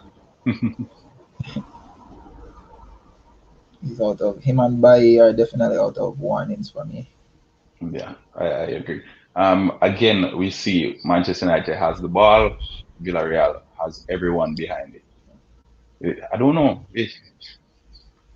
I can't even say they're man marking because it's not man marking. It's four, and then the three in the middle are completely Yeah, narrow. No, we have a six at the back. yeah. So it's six across the back, and then two in front. It's it's it's it's a Uh, different level of discipline. It is a different level of discipline, and I think it's these are the type of players that coaches love. Willing to commit to the game plan once they see results, and I think that's what certain managers love. A manager like Moreno, for example. He needs players to commit to what the role is, and he expects them to know and trust that he's going to give them the best result, and it might not be beautiful by their means of standards, but it gets the job done and they win games. So so hold on. Are they appealing for a penalty here? I'm wondering, let's see what happens. I've seen stranger things happen, and it's football now. Yeah, it's modern day football. Well, I think Parejo would have been a little bit more animated, so I don't think it's Yeah, a Bruno Fernandes naturally begging for a penalty. yeah. But I don't think that's a penalty though. No, that's not a penalty. Yeah, naturally Bruno Fernandes begging and pleading for a penalty. Potential penalty check. If anything, that would be a foul on the Villarreal player because he played the ball. Mason Greenwood got none of the ball whatsoever. And we can look back at it now.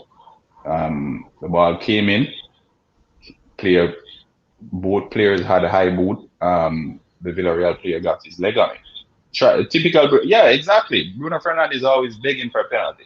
I think that's what I hate most about this game. He's He dishonest when it comes to penalties. and he cries and he Yeah, he's pleading moans and and begging and ooh, really good play. Come on, referee. Come on. Come on, referee. Mm. a yellow. That's the first yellow offense, and You get what I'm saying? You get what I'm saying? Look, but for what? Pulling him back? Whoa, Bruno Fernandes. You would have thought a and sniper took him out. it's Bruno. It's Bruno. I expect Bruno wouldn't have stopped for that yellow card. He wouldn't have stopped until the ref issued that yellow card. He needs something from the ref. You're not giving me a penalty. I need something, referee. I need something. Yeah. We need similar quality crosses coming in, Luke Shaw.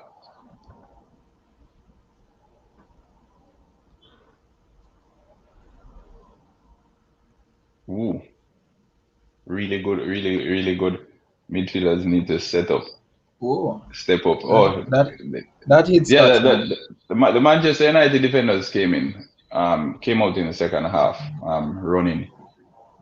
So they've started the better of the two in the second half here. Just Paul Pogba flying over two persons there. Offside.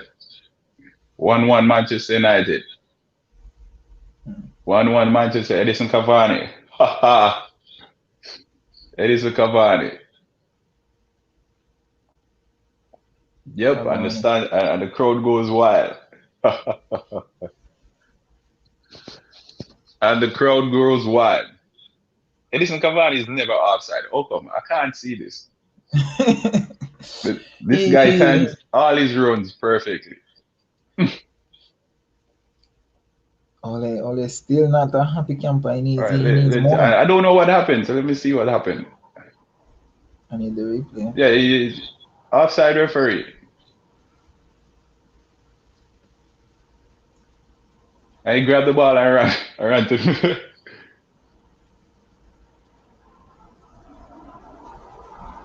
Good finish still. I've seen players not play through the whistle. I need to see it back because it looks offside to me, you know. He tried to get back onside, but I think it looked offside. It looked at first glance it looked offside, so I'm not. Yeah, but so I need to see it back. We know if it was Werner, if it was Werner, this wouldn't even be a check for so long. If it was Werner, I wouldn't even check. Yeah. But why aren't they showing us this on the television? Like I need to see it. Sometimes I don't trust that. I don't know. That's exactly. I know they're gonna give Manchester United the goal because the moment they're not showing me on the television, Manchester United. They're checking stuff. They're currently checking if it's outside. It's a goal check. Goal. It's a goal. Check over. But I don't know what they were checking for. All right, so Cavani is on the score sheet now. So Mason Greenwood to score the winner. Paul Pogba with a worldie. No? A rocket.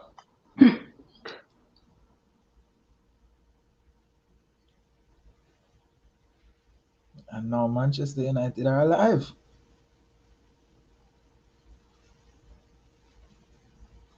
This guy.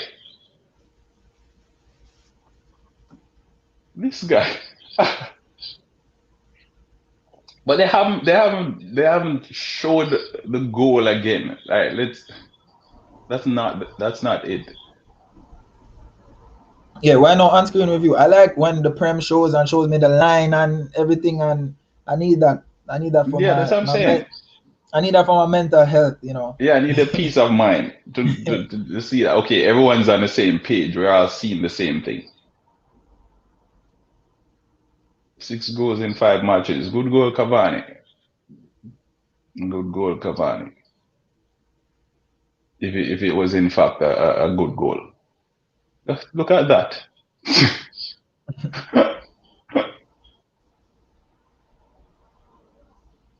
Manchester United players are running. Calm down and get back at the Calm it down a bit. Change.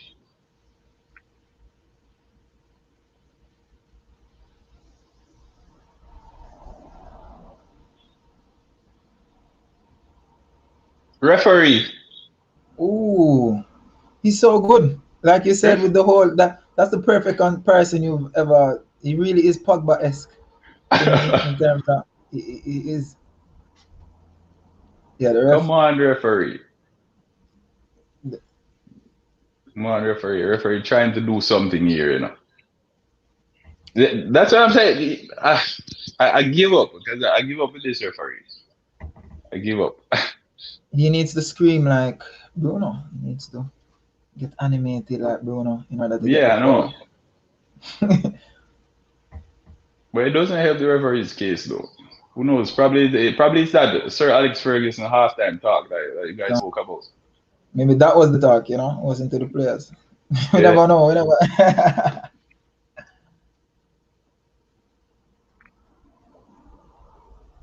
Still, I like this one. Adds more to the Yeah, game. it sets it up perfectly now. So the Villarreal making the change. Coquelin, the former Arsenal player. Who's he? Carlos Back. I can't see that change. Yeah. What's happening with that change? Emery is Because Coquelin frustrated with is a something defensive midfielder. at this point in time. Oh, the Villarreal fans aren't happy either. I just saw a cut scene. They aren't happy as Yeah, well. that change doesn't make any sense. And Coquelin will take a red card, you know. Fuck Hmm. off. Weird people.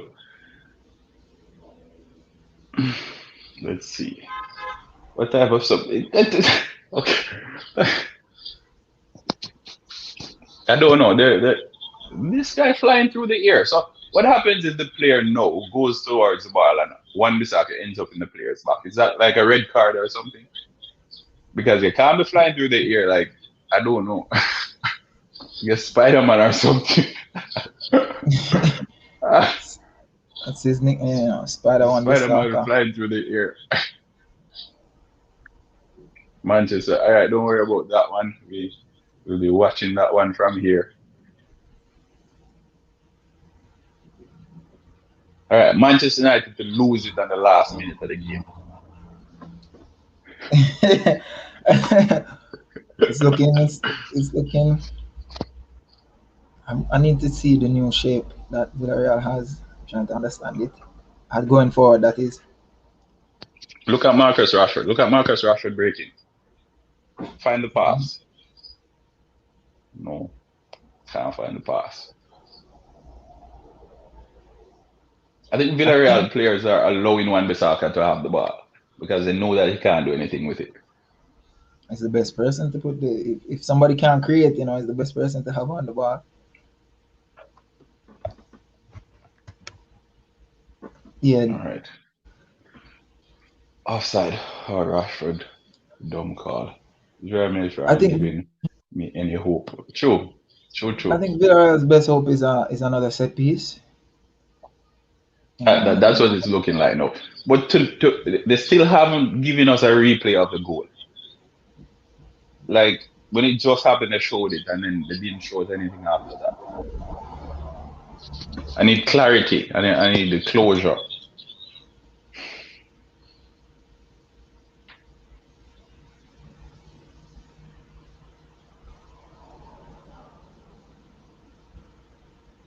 but what does a Manchester United loss mean for the team in terms of faith in Ole going forward and that type of thing for you? I think he stays. I think he stays because there aren't a lot of very good managers out there now, and Mhm. I think the air around the dressing room is a little bit better than when Mourinho left. His rebuilding, quote unquote, process. Uh, it's not that far off. Maybe two or three more signings, and they should be competing on all fronts. But I think I think it doesn't mean much. It's good to have as it relates to that comparison with Mourinho and all of that. But uh, he's safe for the most part. Yeah, he's safe. Show That's the good. goal. I want to see the goal. Come on. A left wing CDM, Manchester United on business again. A right wing, my bad, on a CDM. Yeah, they need a centre half. I They need a need a centre centre half half. as well. But I think their first two signings, if I think they can get by with the centre halves they have, but if they get a CDM and a right wing, they truly can contend. And I would love to see every team in the top four who finish in the top four this season get the players they want. It'll be a beautiful Premier League next season Yeah, for I me. I I I need Romelu Lukaku. Oh, play it over the top. Oh God, that's Hmm. This guy. Oh, if you play, oh, That's what I'm saying. The pass was there for him to make.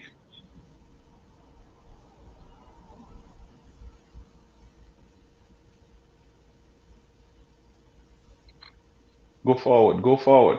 These guys aren't interested in going forward at any point whatsoever.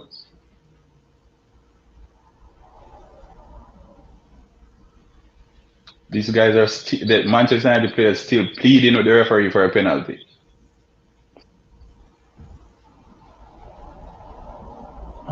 Begging the referee.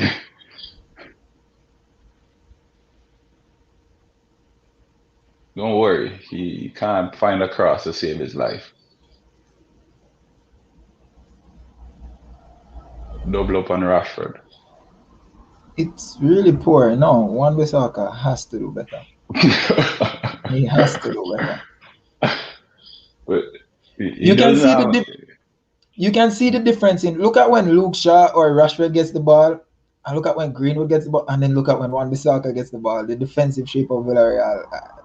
They're genuinely not interested when Wan-Bissaka gets the ball. I think leaving him. Well, look, everyone's shuffling, but when Wan-Bissaka has it, they're like, okay, let him be.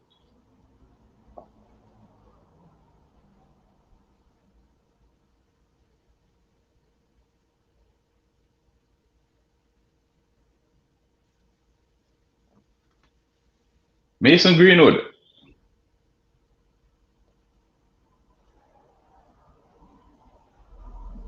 So the ball still hasn't been out of play since that penalty shot. All right, there you go. No. So let's see again. Let's see what happened there. What this nowhere near a penalty. Nowhere near a penalty. It's not even close. I think the Premier League has spoiled them. Maybe.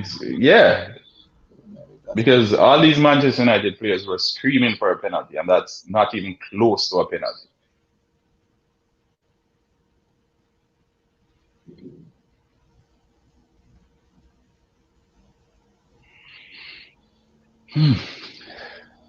All right, 66 minutes, almost 70 minutes on the clock. All locked. 1-1. Manchester United on top as things are now looking more threatening going forward. He threw himself on the ground, referee. Threw himself on the ground. And if he got up and continued dribbling, it would have been better for him. No, these players are so dishonest. It's not even funny. Because now Kapui is one foul away from a red card. Because he's on a yellow card. So anything similar to that or whatnot, he's off the pitch. I see exactly what Manchester United is playing for. They're playing for a penalty. That's what they're playing for. They get Capu out of the game because he's been one of the more influential players. And then they're playing against 10 men in the final. They're getting closer and closer. Mm-hmm. All right, Wan-Bissaka, hold on to the ball. But you realize since the second half, Villareal hasn't mounted an attack. Yeah, Diego has been like a passenger, like a spectator in the second half. All right, Bono. Poor cross from Bruno Fernandes. Ole Gunnar Solskjaer yet to make his first change. So, as I said, he doesn't make substitutions. So look for his first change. So about 80 minutes probably. 80 minutes for his first sub. I mean, he does it time and time again. Even in the Champions League, he might have cost himself a Champions League place as well. With his lack of substitution, because that game where Fred got the red card, he should have taken off Fred a long time ago. I agree. And it's something he has to work on as a manager. He has to work on it. But otherwise, from that, he's been doing his best, I guess. These guys, aren't they interested in scoring a goal? Are they trying to get this game to penalty shootout? Penalties are so killers. Set piece, yeah, Man Maybe. United is trying to get out first for start. I think they like their odds with a penalty, penalty shootout too, because David De Gea, maybe then Ole makes a sub I, and brings on Hendo and Dean Henderson. I've Because never Dean seen that Henderson, year save a penalty, if I'm to be exactly. honest So with myself. exactly. So they're going to bring on Dean Henderson, but and that's hopeful. That's hopeful. You rarely Marcus see. Rash, holy! Rashford missed that.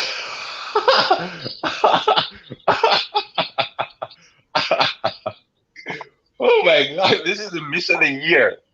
You It's see, offside though. that's why I need to be in Canada right now. Flow Sports is bugging with me right now. But Flow oh Sports is my bugging. god, this has got to be the worst miss I've seen in so many years. Well, whoa, that was offside though. That was offside all It, day. it can't be in so many years still. But I won't trouble you too much.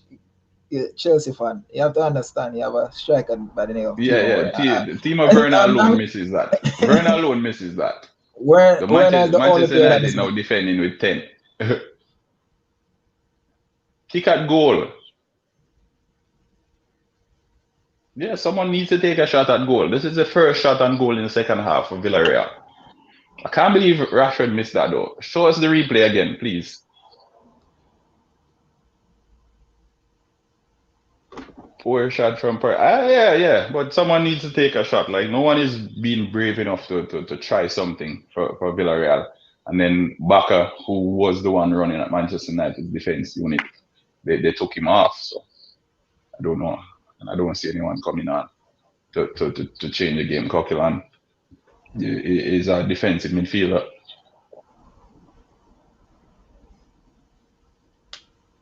Manchester United stretching the pitch now.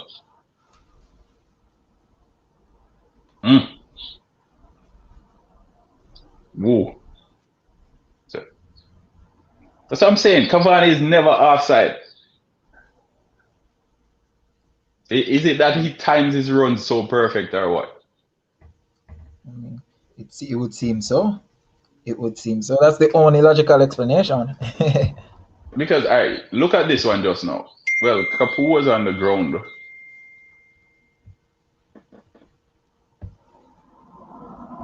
Yeah, that was a shot. Yeah, he's not offside. Definitely not offside. So Manchester United missing for foul. Well, that was a shot from Luke Shaw, if I'm to be honest with myself. That was a shot that was going wide. It was on Luke Shaw's weaker foot, so yes, he just put his laces through it.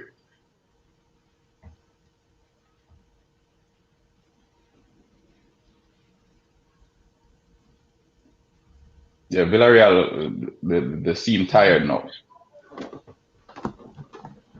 They seem tired. Manchester United is widening the pitch. They're playing the ball all over. Everyone's getting a touch. Villarreal's players are deflated. Manchester United goes on to win this one now. 2-1. Yeah, it looks like it now. Good stuff from the goalkeeper. Preventing that one from going behind for a corner, because if that were a corner, they'd be even in more trouble than they were in, because they're already struggling, so they need that little bit of break to try and cut the Manchester United momentum. Lovely. See, even the linesman is against Villareal right now. At this point. That's what I'm saying. The linesman is against us, Villarreal. Come on. 5. This young man plays for Tottenham, you know. Did Tottenham sell him, or is he on loan? I'm wondering. Let me just check on that for you, because I remember him. I remember he's his Argentine. name. He's Argentine, yeah. I remember he was there with PSG's current manager, Pochettino. Yeah, he's on loan with Villareal, and he's set to come back this season, next season. Yeah, he's a good young defender as well. Ooh. Yep, Bruno winner, and then we will never hear the end. If Bruno scores a winner, we'll have to hide from all Manchester United fans for the rest of the year. Agreed. Agreed. Agreed. Bruno Fernandes is not scoring the winner in this game. I'm going back to Moreno again. Moreno to score another one for Villareal. Moreno, the winner. I'm cheering on Moreno. Sticking with Moreno, Paul Pogba. Paul Pogba. We're probably gonna have to take Paul Pogba off. Yeah, Pogba looks like he's going to come off. No, you see, that's the thing. Pogba is going to come off, and then who is he going to bring on? He does not like Donny van de Beek. I don't see him bring on Fred. Because if Fred comes wonderful. on, it's advantage Villareal. Lovely. Yeah, if Fred comes on, it would mean they're trying to defend it. That's a wonderful corner, though. Yeah, Pedraza. He played for that one. Definitely needed that little bit of breather. Etienne Capoue, header. Can we see this coming? Manchester United currently defending with 4, 5, 8 players in the box plus a goalkeeper 9. Short corner wide, so they can get it.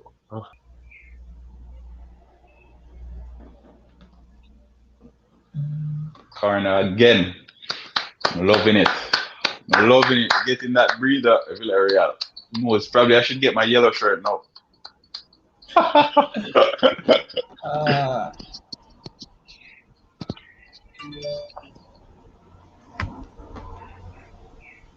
They get 5 changes in the game, no? I think they do. I don't think they've changed it. The rule as yet, changed back the rule as yet. I think they still get 5 subs. So I see Villareal making 4. They get 5 in the increments of 3, like usual. But see Villareal making 4, Ole making 2 at most. 2. 2 at most. It's going to be pressured to make the 2. In the box. This guy. I hate this.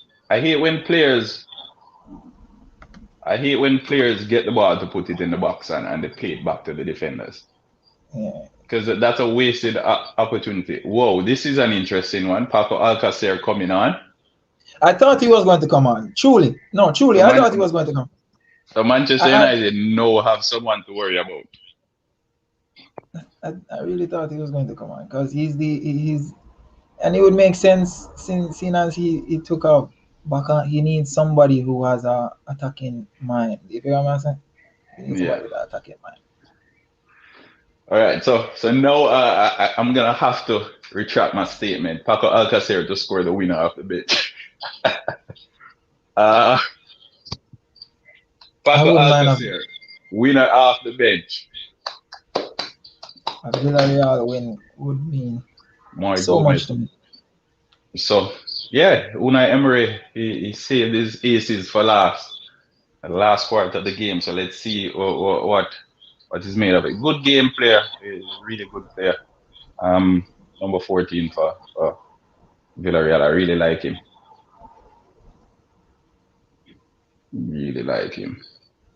And Foyth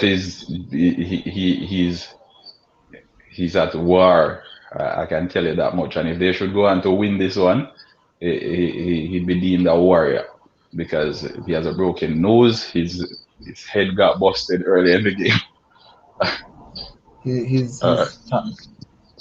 He'd be looking for a serious spot in Tottenham's team, and then if not, he'd be looking to move on.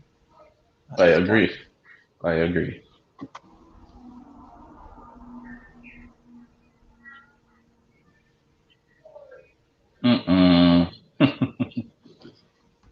This cannot be Flow Sports. Flow Sports this guy.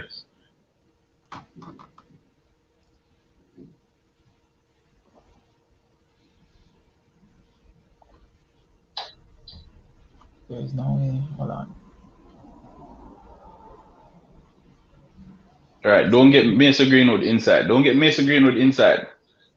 Right.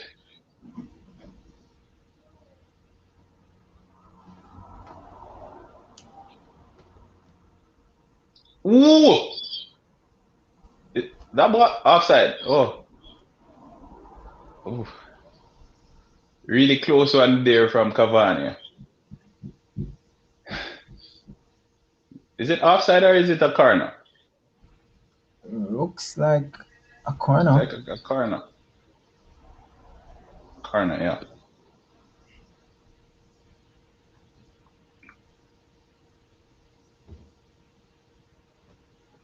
Stay with Cavani. Stay with Cavani.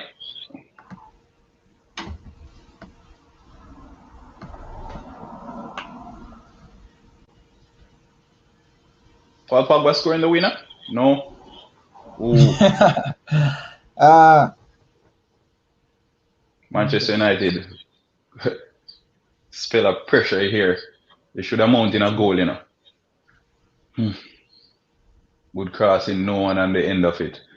Luke Shaw is playing really well. Luke Shaw is posing all the threat on the left hand side, I think. And Ole Gunnar Solskjaer yet to make a substitution 80 minutes in.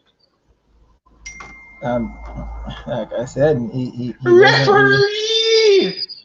Yeah, the ref Come needs to make a call. on! Come on, referee. Nothing in that.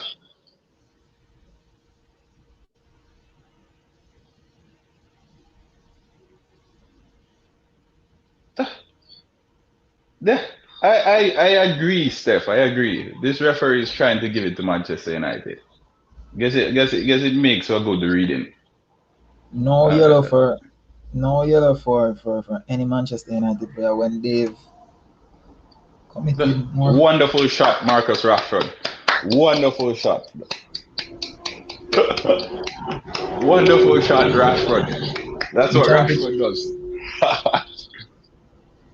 Rashford is one of my. I Hold don't on, know. they're showing it back. But yeah, it came off McTominay.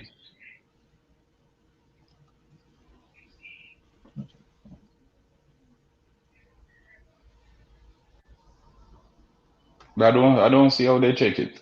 I don't see.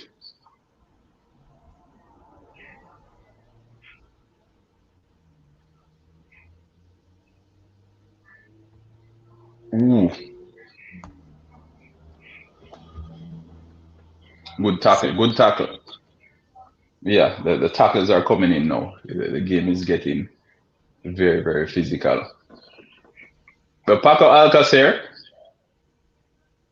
rough up Bruno Fernandes.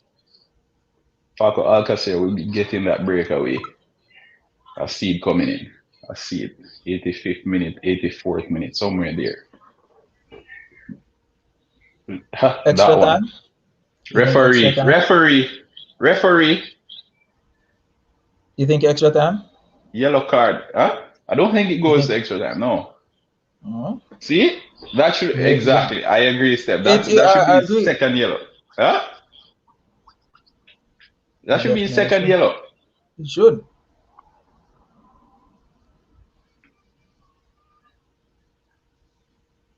The- he doesn't trust himself to go in a foot race with Paco Alcacer, eh? I wouldn't either. the, Fourth, fourth, fourth is playing really well to me. Fourth played really well. No, no extra time. So I'm the only one who thinks, possible extra time. no, no, I no don't see extra any time. winners right now. I don't see any winners The, right now. I don't see anybody the, hitting a winner right now. Villareal has a set piece, so who knows? Yeah, who knows? Let's get this goal now, I right did say there, that. woo, into the arms of Daiga. Woo. Poor set piece in the end. You want to keep your set piece as far away from the goalkeeper as possible. You're Yeah, giving your attackers an opportunity. The attackers didn't have an opportunity there. let me check something. I might need to change Ooh, Luke Shaw in from first behind. one. Ooh. Oh, is that foul? Come on. So had that gone in the back of the net, would we be calling it a foul still? Come on, referee.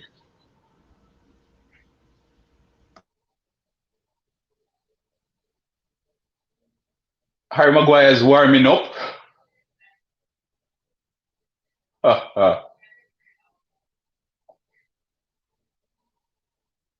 Hmm.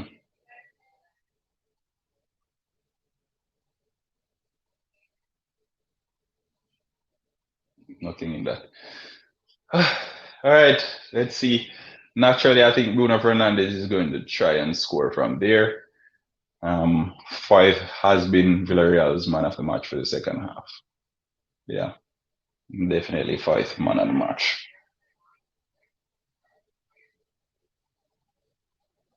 Five man of the match. Where's Harry Maguire? I don't know where he's going. I don't know. He's warming up though. The Slabhead coming in to secure it at what? At 2-1. I guess he comes in to shore it up a bit. But Bruno Fernandes is going to kick this one at goal. He's going to kick this one at goal. Try and score, get a little bit of glory for himself. Bruno doing what Bruno does, innit? Luke Shaw, nothing in that, Luke. Nothing in that.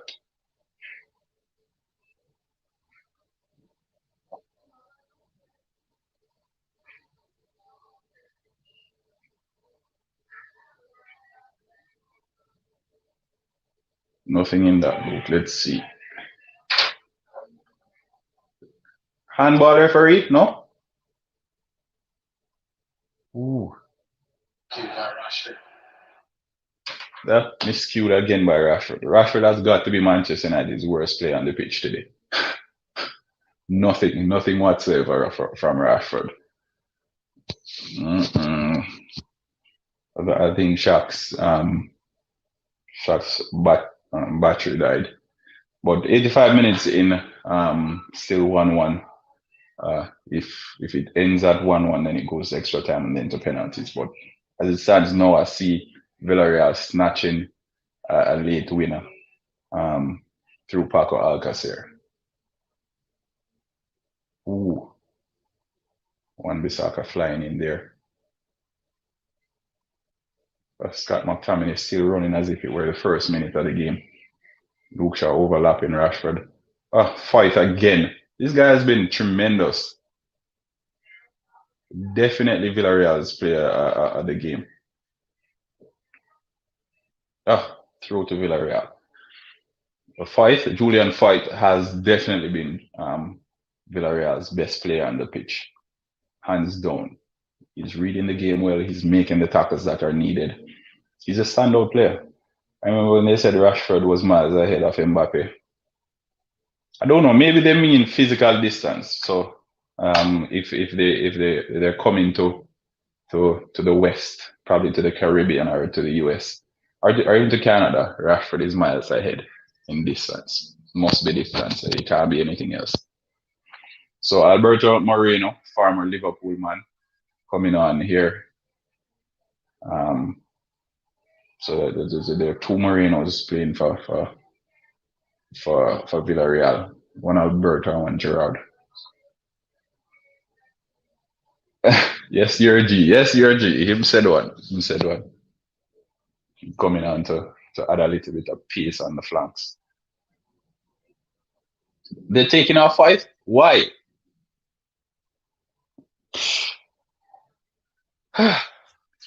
I guess it's because he's on a yellow card.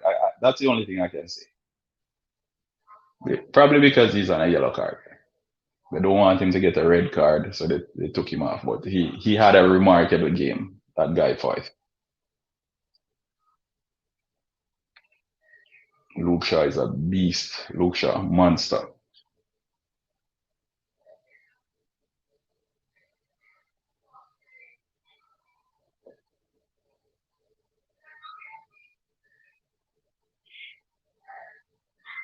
Get it. Like Daiga has been a spectator for the entire second half.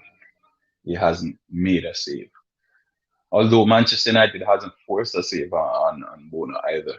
So tactical battle, if you want to call it that. I think neither goalkeepers had much to do throughout the game. Most of the action took place in midfield. Two of Villarreal's midfield, three already left the pitch. Some speed up top. Yep. Scott McTominay with the diagonal Crossfield ball to Rashford. All right, Villarreal is doubling up on. Ooh, Paul Pogba, clear chance there. Come on, Pogba. Come on, Pogba. That should be hitting the back of the net, Pogba.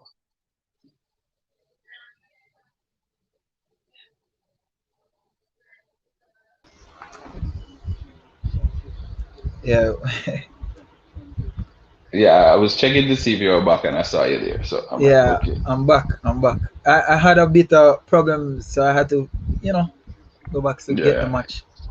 Get the You match up sent me and a running. message in the chat? Yeah, I sent you a message to say I'm back. I was saying I'm Okay, back. okay. I saw, Yeah. I got the notification, but I haven't read it as yet. So come Alberto on, referee. Moreno. I had to, I was trying to rush to talk about Alberto Moreno. Caused me some. You're a guy. So I have two Liverpool fans on here because Steph is a Liverpool fan as well. Oh, the right team. The right team. Yeah, Yeah. the right team. I'm sure Manchester United fans will say Manchester United is the right team as well. All right, 3 minutes of stoppage time. After which we go into extra time. Yep. Linesman has his flag up. Rashford, that one went out of play. So at 90 minutes, Ole Gunnar Solskjaer is yet to make a substitution. I Right? was wrong. I thought you would have made one by the 80th minute, but I was wrong. I Yeah, misjudged. yet to make a substitution. So let's see if Villarreal can win it at the death. Paco Alcacer, I'm rooting for him. In like this extra time, then Shaq was right. Yep. Looks like extra time, Steph. Um, Set I piece. don't want extra time. I want it to I, finish I before don't extra time. necessarily want it, but something about penalty shootouts. I love Referee, penalty give Bruno shootouts. Fernandez a yellow card. Referee, yellow card. Pogba, no. Let's see what happened there. I need to see. Referee, use the cards, please. Yeah, Bruno Fernandez, yellow card. Elbow in the ribs. Didn't have That's eye for good. the ball, referee. I'm giving Bruno a taste of his own medicine. All right, so Villarreal wins it right here. Villarreal wins it. Wins it. That's to the Come left. on, that selfish play. Said that ball should That's, be hung up at the back post. I thought he was going to put it to the back post. I didn't think he was actually going to try, but you This know, guy, in some of those moments, it takes a bit of a moment of magic, as they would say. So no maybe composure. No so. composure whatsoever. The final minute of the game, if it is to be won, it will be won now. All right, let's see. Manchester United win the first ball, play it on Cavani, no?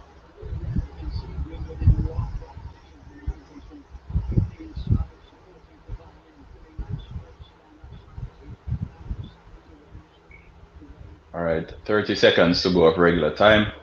Mason Greenwood. The time is now. Now or never. Oh, Moreno doing what Moreno does. Moreno doing that Liverpool Manchester United rivalry is playing out here. Moreno is playing it all his heart to ensure that Manchester United doesn't win.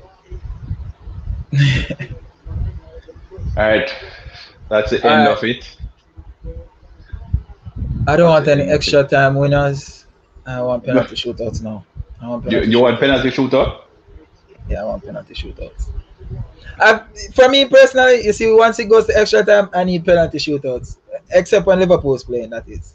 I love to see a penalty shoot. I love to see a penalty shootout. It's something I love to see. No, I hate penalty shootouts because I, I'm always nervy and always Cavani looking unhappy.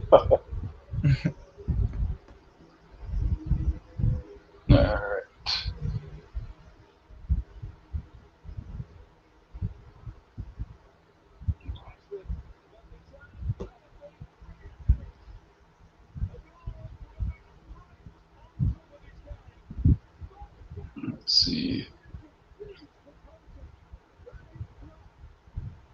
All right, give me a second. All right, I'll be back. Okay, no problem. So I'm wondering now if just wondering now, will Ole make a sub? That is definitely something I'm waiting to see. And who does he bring on? At this point, I think his best effort is to try and win it in extra time. You rather a shootout too? Yeah, I'd rather a shootout. To be honest, I find like the stakes are so high in a penalty shootout, and I just love it. I just when it's not my team playing, I love to see a penalty shootout rather than an extra time winner.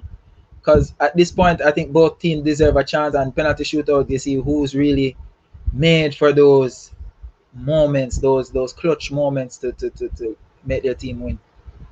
And De Gea is not good in penalty shootout, so I'm wondering if Dean Henderson will get subbed on if it is a penalty shootout instance. Emery is having a talk with his team.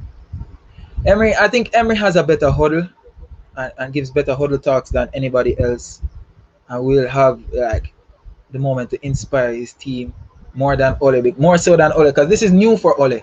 You know what I'm saying? This is new for him, so let's see what really happens. I think Villarreal wins it. Maybe I'm biased, but I think Villarreal wins it.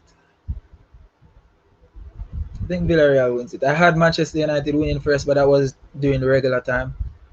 Villarreal wins now.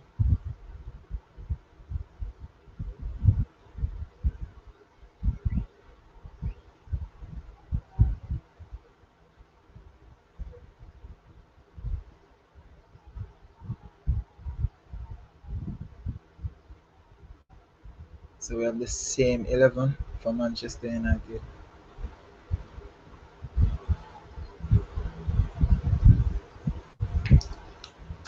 Rooney in the stands. Rooney is looking on. Alex Ferguson is looking Hold on, on. can I hear?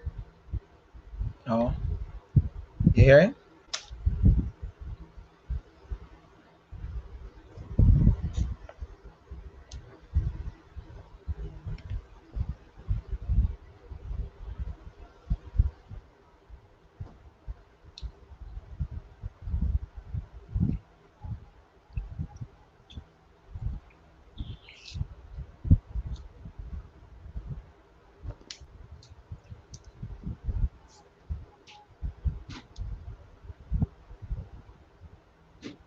Which team will be more inspired coming out of the half?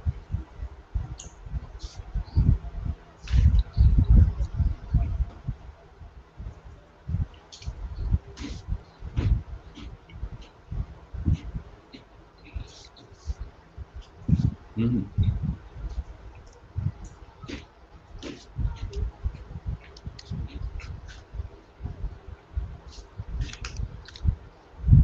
You hear me now? Hello. You hear me? Can you hear You me? hearing us? Yeah, I'm hearing you. Are you hearing us? Okay, but I can't hear you. I don't know what's happening. Oh, hold on. Let me see. What about now? You hear me?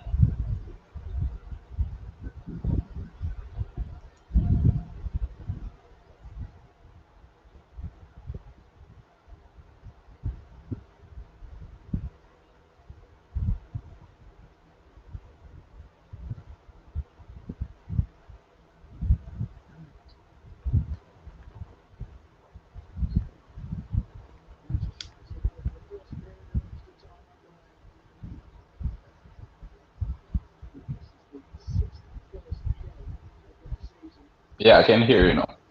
You can hear me now? Okay. Yeah, Yeah, I was just lovely. saying, I was just saying Rooney is also in the stands, and Alex Ferguson is also looking on. So there's no subs from Ole, no subs. Still. So it's the same 11 that finish. The same 11 that finishes. Same 11 that's here.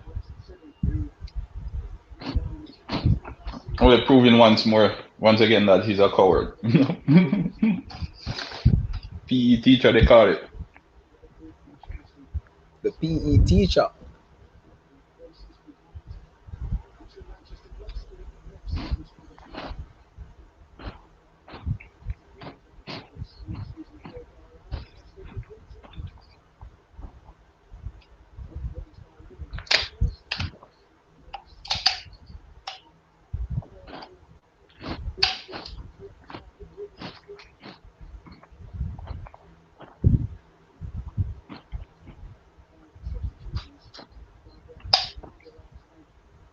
Penalty shootout. Yeah, penalty shootout.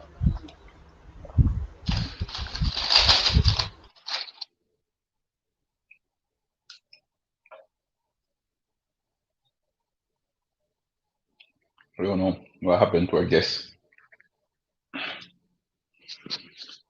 But yeah, into the first minute of extra time. It'll be 15 minutes per half. So it's an additional 30 minutes. Sudden death no longer playing in football. So even if a team scores, woo, that's a meaty tackle coming in from Scott McTominay. The ball is now played wide to Marcus Rashford, who has been having a really, really bad game. Bruno Fernandes tries something from outside the box, defended well by Villareal. I bet you any money, it's stinking flow. The network.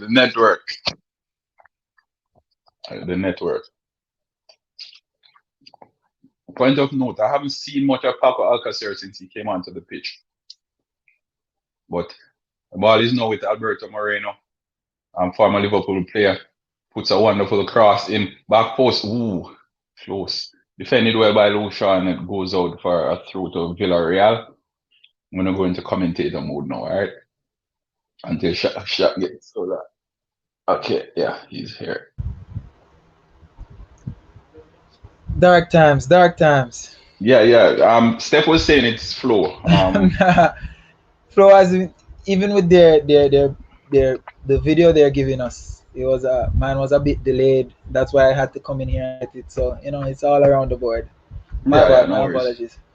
No worries. Villarreal has started extra time really well though. They look like they're on a mission now. I think they were poor in the second half for the most part, and the defender, Julian Foyth, he was the best player, and it says a lot about how the team as a unit played in the second half.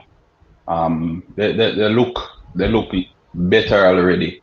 The first 3 minutes into extra time. So let's see if that matriculates into anything. But it's a very, very interesting European League final though.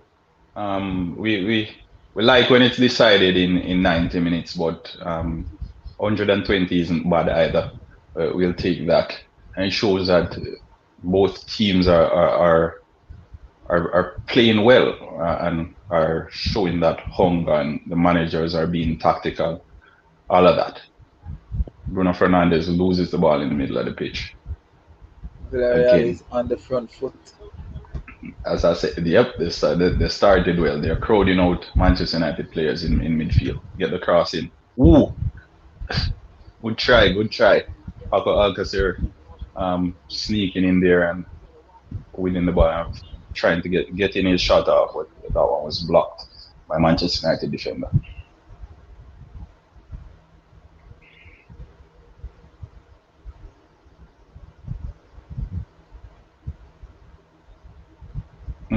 Ooh.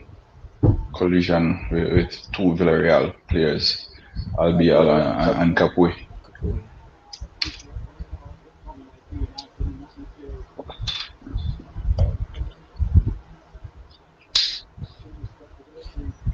I'm really wondering if Manchester United players aren't fatigued right now. And I know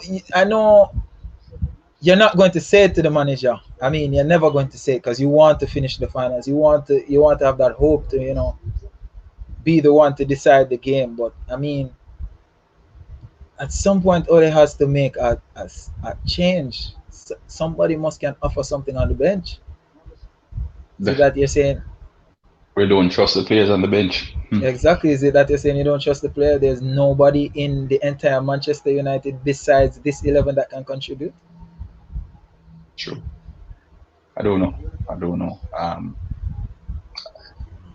It looks as if these are the players who are going to finish the game unless something happens. But maybe if Manchester United scores, I can see him making a defensive change, probably even bringing on Harry Maguire for the final 15 minutes of the game. or that sort of thing. But His best I can't penalty see him. takers are on the field, so I guess he keeps them. Yep, he believes in them. Keeps them. I'm just watching the clock inch away as it gets closer to what I want to be the finale.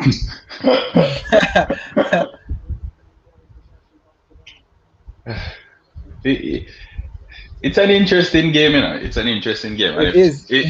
if Emery goes on to win it, no one will be surprised. And if Manchester United goes on to win it, no one will be surprised I'm either, surprised. because it's a case where Manchester United has the better players, but Emery is known to be the coach for European League. He is. So it's we won't be surprised regardless of the results. Come on, Parejo, find that pass. All right, and Villareal are attacking. Strange running technique. No one in the box for that ball. Have to play it all the way back to the defender. All right, former Liverpool play on the ball now. Moreno playing back, please. Playing back, please. Ooh. One Parejo over the top. Corner. Corner for Villareal. It's the first corner. No? Yep, Goal first kick. corner of the. Is it a goal kick? Goal kick. Why was he arguing then? Well, he had 6 I subs to think make, and it looked like a corner. It looked like a corner. the Manchester United players are arguing for everything.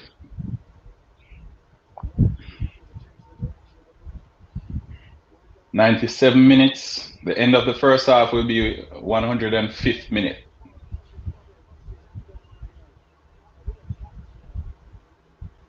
All right, Parejo. This guy. Ooh, Moreno said. He has to do better. Come on. I'm thinking something. Across the goal, probably. Yeah. But Stefanovic said he has 6 subs to make, and yet at the moment, no subs. I don't know what's happening there. Liverpool man saying typical Moreno. You need to get that ball across the goal. No, it's true. No, sometimes I got very frustrated watching Moreno. Trust me. Getting into good spots, but like, come on. Baye doesn't know what to do, you know. You need to pressure him. And Wan-Bissaka worse doesn't know what to do, so pressure him as well. Exactly. 2 players who don't know what to do with the ball at their feet. And they're pending a corner. So you have Baye and Wan-Bissaka playing on the same side, and Lindelof and Luke Shaw playing on the same side. Fred on. Fred on? Fred is going to come on. Is going to come on. Ooh. For Mason Greenwood. Ooh. For Mason Greenwood. Come on. Is unexpected. No, you see, this is what I want to. No, I actually one day I hope I get to talk with Ole and figure out what is going on in his head, like tactic wise, because that's strange to me. There goes my match winner. Yeah, Pogba's still on. So your match winner is still on the pitch, but mine is off. So maybe Pogba goes to the left now, I think. Rashford to the right. Cavani in the up top. I tell you something, Villareal is going to win this game, you know. Yeah, they're going to win it in extra time here. Fred advantage. Fred on means advantage Villareal. Trust me. That's a good thing for Villareal. Manchester United are currently on the back foot.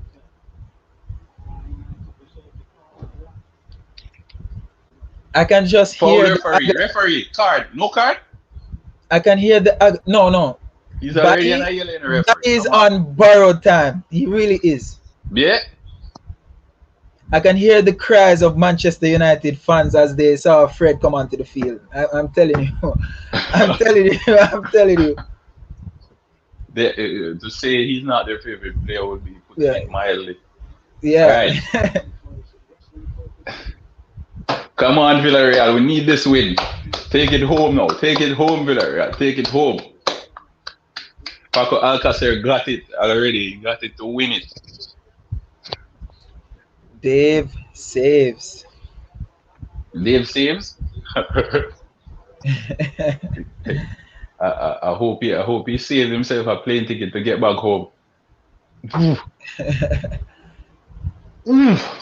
Corner. Nice. Nice punch from Dave. But again, it's that cross that came in, forcing the goalkeeper to make a decision. Forcing the goalkeeper to make a decision. Make the decision, goalkeeper. 7 corners for Villarreal and 3 for Manchester United. The Villarreal fans are extremely loud in the stands. They're cheering on their team. Pau Torres, Manchester United target. Oof. Referee!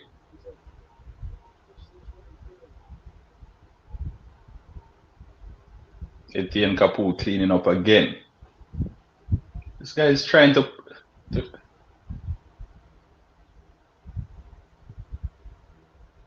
oh.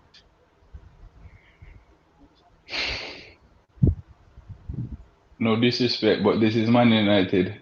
This is Manchester United level. I agree.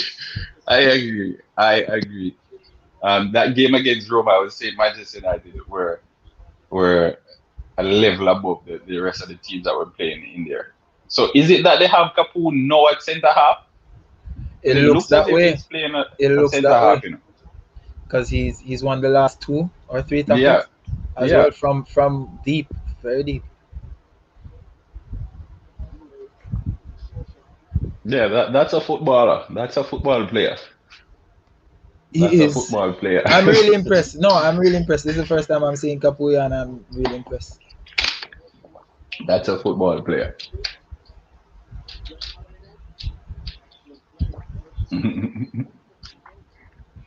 All right, Villarreal, come on. Definitely dominated this first half of extra time. Yeah, and I think they should even go on and win it from here. Woo!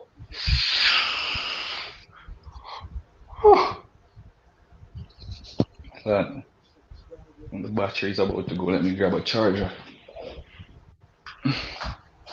As well.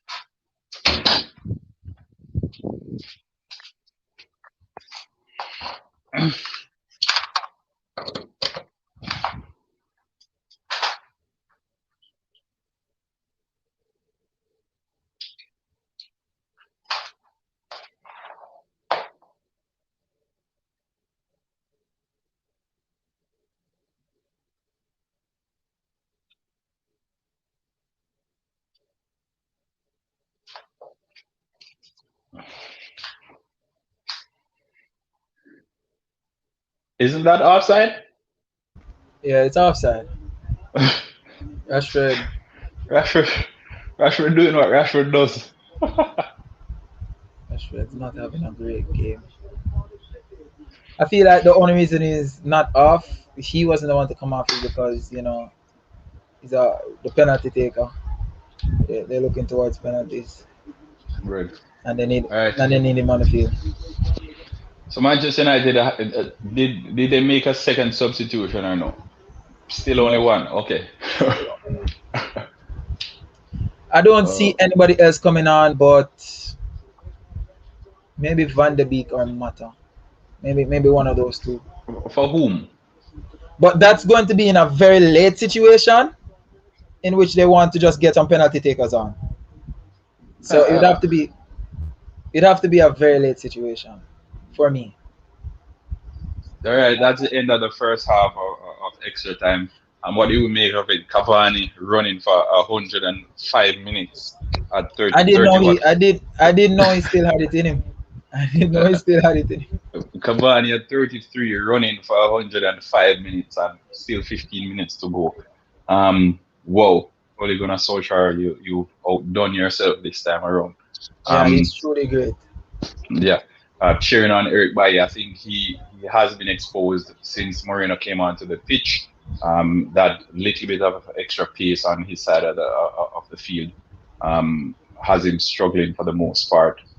And I think if they continue targeting him, they should give away a penalty or even a red card. So Villarreal were the better team. Oh, I just realized I didn't see Chukwueze. Is he on the bench? He is off. He is off. I He's think so. not on the bench.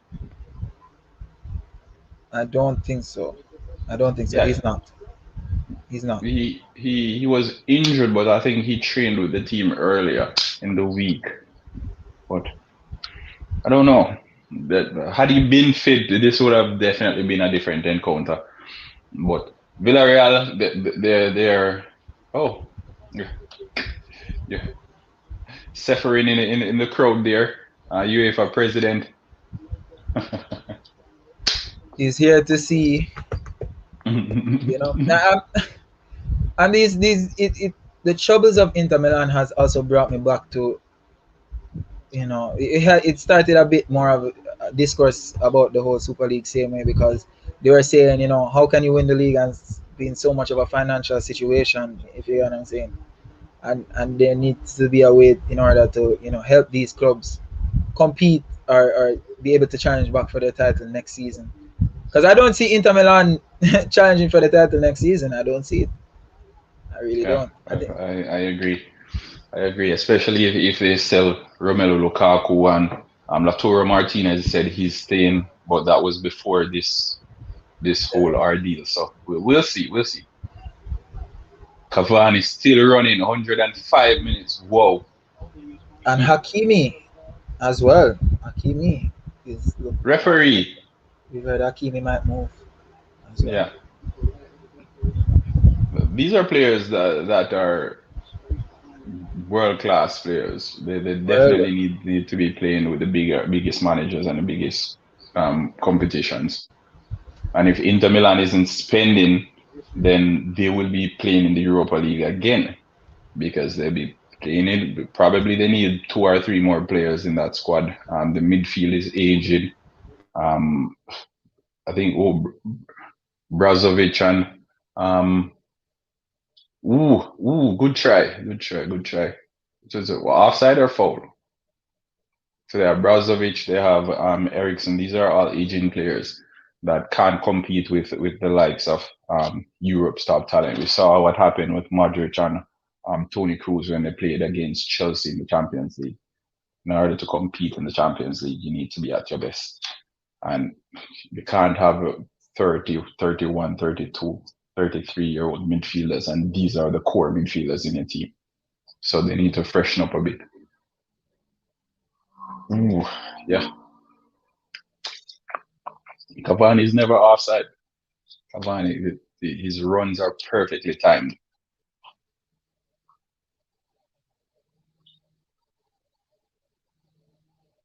Perfectly timed runs for Cavani. I'm mad for Rashford. We'll see. We'll see. But as it stands, ball over the top. There you go, playing it out for a throw, for a throw in. Hmm.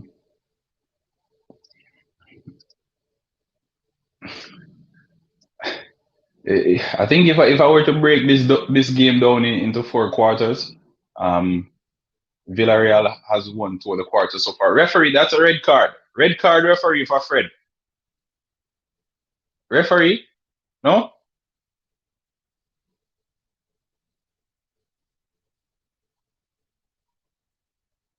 Well, no, bit harsh.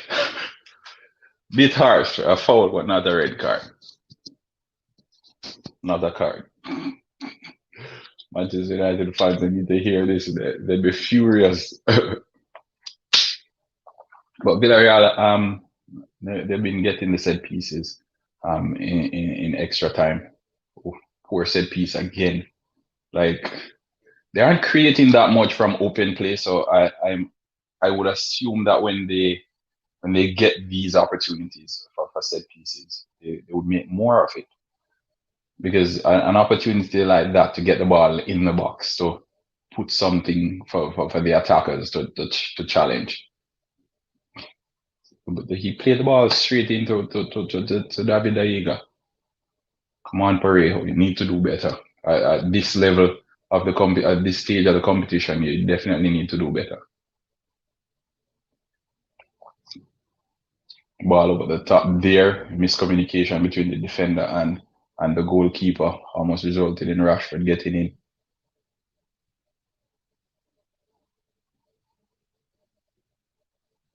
Experienced defender there. Flow internet moving slow right now, and the coverage is shit. Yeah, might as well. Let me commentate on the game. Rashford sitting down with an injury. It appeared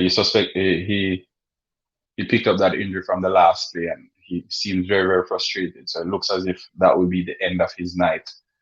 So I think Ole's plan has backfired. He was waiting. Let me see what happened exactly.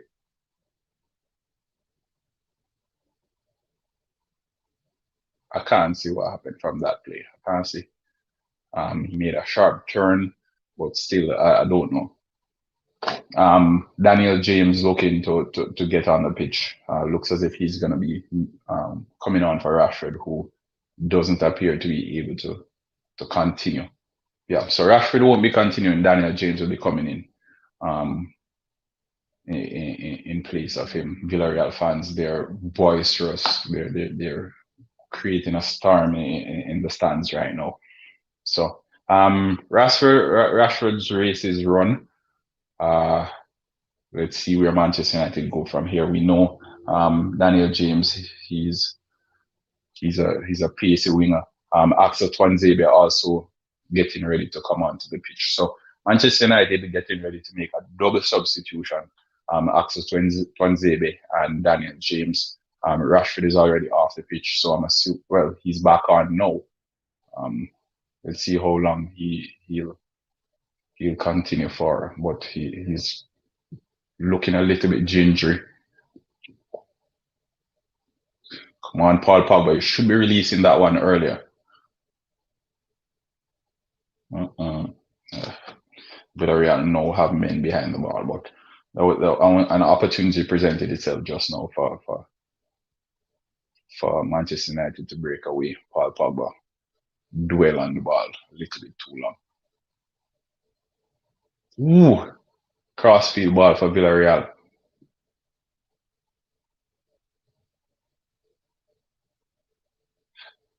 Oh, Paco Alcacer almost in there. Oh my God. But Villarreal, they're stretching Manchester United now. Manchester United, they're being stretched by Villarreal. The same thing Manchester United did to Villarreal in the second half of the game. It's being done to them now. So we see. But Villarreal in total control of the game with 9 minutes to go. They're controlling the midfield. Their defensive unit is sturdy. Yeah, an all-round stellar performance from the Spanish team, Yellow Submarine. Edison Cavani still running, still chasing lost causes. Ball over the top for Moreno. He's one-on-one with Eric Bailly, who had both hands on him then.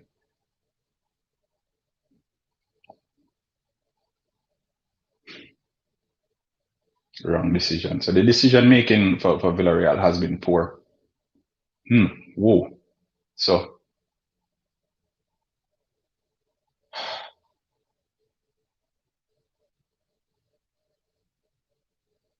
ooh. This guy. Poor decision making for Villareal in the final third.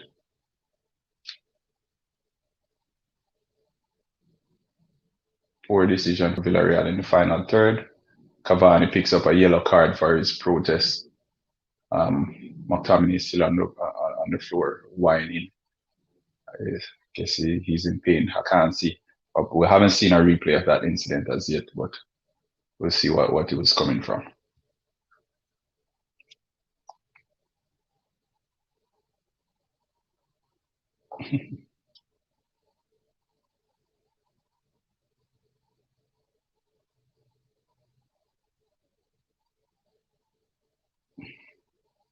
Still waiting to see what happened with that incident. Yeah, nothing in that. Definitely nothing in that. Handball Alfred. Definitely handball Alfred. That should be a penalty. That should have been a penalty. Yes, that's definitely a penalty. So I'm not even second guessing that. That should be a penalty for Villareal. Penalty for Villareal. That was a handball Alfred because that ball was heading in the back of the net, and Fred definitely had his hand in an unnatural position. So Scott McTominay spending a lot of time on the floor. He said the check is over. Is it a penalty or not? I'm not sure. It looks like it's not a penalty, but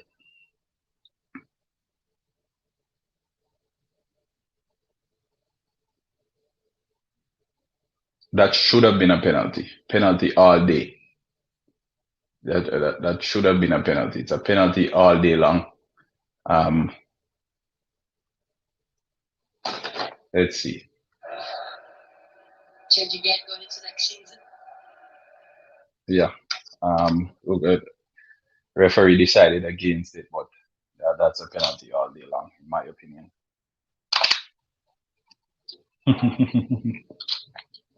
Penalty all day long. Manchester United got away with one there. Manchester United and Fred got away with one. Flow internet. I'm surprised it's not. That's what I'm saying. I'm definitely surprised it's not, because that's a penalty in my opinion all day long. Now I've seen worse calls given, and had it been Manchester United, they would have gotten that call. But we'll see. We'll see. Still 5 minutes to go in this game plus stoppage time. So stoppage time and extra time. I'm not expecting much. That Rashford injury and that Scott McTominay injury as well. We'll see. Edison Cavani, it's 115 minutes and he's still on the pitch. So Daniel James replaces Paul Pogba. Axel Tuanzebe replaces Eric Bailly. So Manchester United still have Rashford on the pitch. They still have Cavani. They still have Bruno Fernandes. Fred is in, Tuanzebe in, and Daniel James. So that's the three changes, the three new faces for Manchester United. Will they be among the penalty takers? We'll see.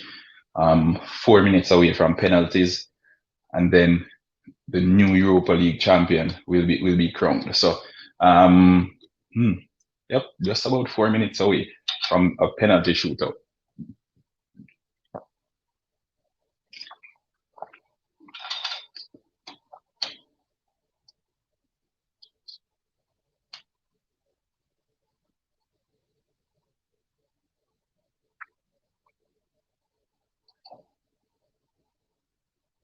Cavani chasing everything, all the lost causes. He's all over the pitch at 33 years old. It's surprising. Definitely in good physical shape for a 33-year-old. All right, 117 minutes. Few minutes will be added. I don't trust the ref. Neither do I. This referee, he's had a relatively quiet game though for the most part. But when the time presented itself for him to make the big decisions, he shied away from it, and one of those big decisions was the one just now because that was a penalty.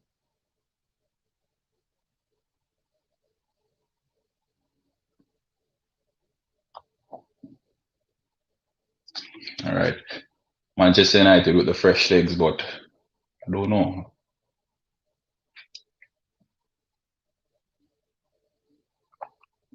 Luke Shaw is on the floor.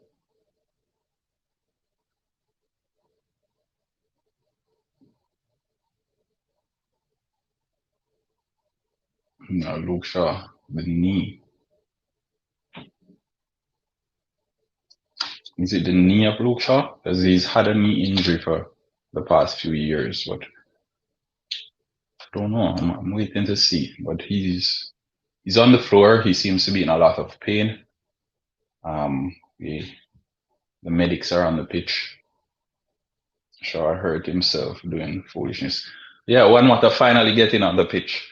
I think they're putting him on to take a penalty. Oh, it's his wrist.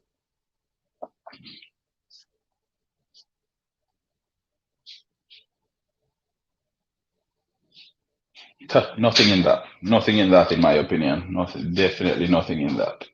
Let's see. Nothing in that. We're back. We are back. Just in time for the penalty shootout. Congratulations to Flo and the team. You know, congratulations to Flo, man. They're working overtime. One thing with Flo, they stay consistent, and you have to admire their consistent performance. That's all that they're looking for, consistent performance. They're ensuring you stay connected to the game. You know. Well, let me know what you think about what's his name? Moreno's performance. I'm hearing that echo. I'm not sure what's happening. But is it me? Hold on. You hear me? Yeah, I'm hearing you. But I'm hearing myself. Are you hearing me? Are you hearing me? No? Clearly, is the echo still there? Yeah, no, you're not the one echoing. I'm hearing myself. No, I'm not hearing it. No, it's yeah. Okay. Let me tell you, the microphone wasn't plugged all the way in. My bad. Okay. So yeah. Alberto Moreno, he came on and he gave us spark. To me, he came on and he gave us Tears. Good try. Tears and Mata. That's the last two changes? Yep. All right, there's 3 minutes of added time in stoppage time. Imagine, the script is written, you know. Imagine Villareal winning it in stoppage time of extra time. It would make for drama. Villareal. All right, let's see. Come on, Villareal. Come on. I'm banking on you guys to get the job done. All right, Bruno Fernandes did absolutely nothing in this game. Nothing whatsoever. He was garbage. He's here to score his penalty. No penalty, no party. Cavani not getting involved there because he doesn't want to be whistled for offside. All right, Twanzebe cleaning up. Villareal, come on, get all the players in the box now. Get all the players in the box. All right, Villareal wins this on penalties. Seems as if that's where we're at now. So Villareal to win it on penalties. I see Dean Henderson warming up to come on, so I have to agree with you because isn't that a foul throw though? Mata and Tears for McTominay. I think, but based on what I'm seeing in this game though, I think Villarreal are confident in their ability to take penalties because they're playing for penalties now. They're definitely playing for penalties. McTominay and Wan-Bissaka off. So Mata coming Mata coming on for Wan-Bissaka. Imagine. So Ole is playing his last set of cards now. So right, inshallah. Kapu is also off. Kapu is also off. Mata off. Wan Bissaka. Is Shaw off? Is Shaw come off? No, Shaw is on, so Who's they have two left backs. so Wan Bissaka and who? Oh, McTominay. McTominay. McTominay came off, Okay.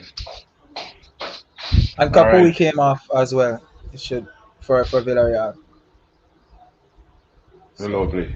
He doesn't seem happy, but he did his job, and he can be proud of his performance. To be honest, I'd love for Ole to be the next manager for Man United for the next 10 years. Look at one matter scoring another penalty in a major European final. right? He scored for Chelsea. Yeah, Ooh. 20, Yeah. 2012. In 2012, he scored for Chelsea. Well, Get the cross in player. there's a thing for Chelsea, where 2012 is mimicking 2021. So if he does score, Mata scores a penalty in a European final, would play into Chelsea's 2012-2021 thing. Yep. Penalty shootout.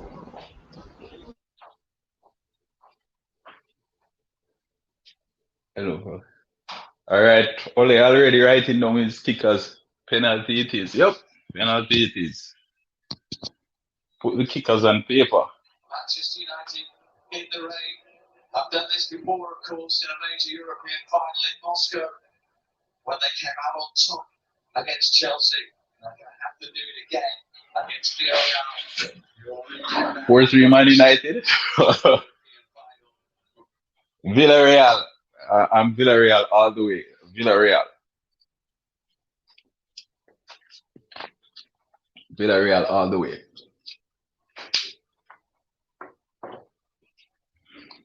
Come on, Villareal. Come on. Come on. Yellow submarine. Yellow submarine. Come on, come on, come on. I think we have just about maybe 10 more minutes and then it will be over. Villarreal will be Europa League champions. Unai Emery will be getting his hands on the Europa League trophy again.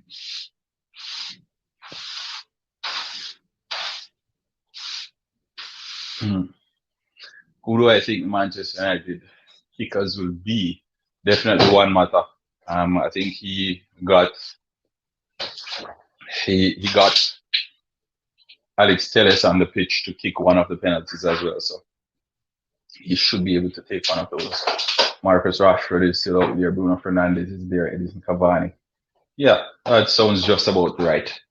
So Juan Mata, Paul Pogba came off, so no. So Juan Mata, Bruno Fernandes, Edison Cavani. That's a 3. Telles, 4. And Rashford, 5. So those are my five kickers.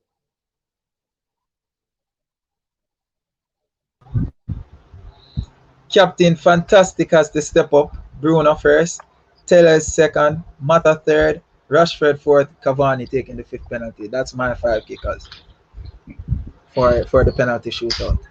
All right. So does Daiga save any of the penalties or... I don't know. I don't know. I've never, like you said, I've never seen him save one. Yeah, I've never seen Daiga save a penalty before. So I can't bank my hopes on him, but I think Villarreal seems quite confident in their goalkeeper. I haven't seen him in a penalty shootout, obviously, but I haven't seen him face a penalty either. If I can recall correctly, I haven't seen him face any penalties. The game that I watched in the league, he didn't face any penalties. So they seem confident. We'll see. It will go down to who has the better set of nerves, because penalty shootout is generally the team who holds it together better. So Dan James walking out. Everyone, let's see. I see Dan James. So it Well, looks like that's the Villarreal will team. kick first. Yeah. I think Fernandez just picked Bruno. Just picked Villarreal to go first in the penalties, I believe. I was trying to read the lips. I'm not really well with it, but what other I saw is, Villarreal won the first toss, which is where they picked the side, and Fernandez won the second toss, which means who gets the kick first, and Fernandez picked Villarreal to go first. I think Right. Moreno has to kick the first penalty for them. To me, Una getting everybody up, I'm top. getting everyone excited, motivating his charges. All right, yo, Marina, take it. He has to. He has to Yeah, put this in the back of the net to inspire everybody. I love when the man goes up first and takes the penalty. When you are the biggest name on it, Messi, Cristiano Ronaldo, all those players, you have to take the penalty first, inspire your team, and show them, yeah, go forward, go score the penalty. Yeah, I love that. I love when big time players step up and show, yeah, it can be done. You have to take the first one or the last one, but then you don't want to take the last one and you never get the it opportunity. doesn't always get to the last. You never get the opportunity. So it's always best to take the first one and give your team a bit of inspiration.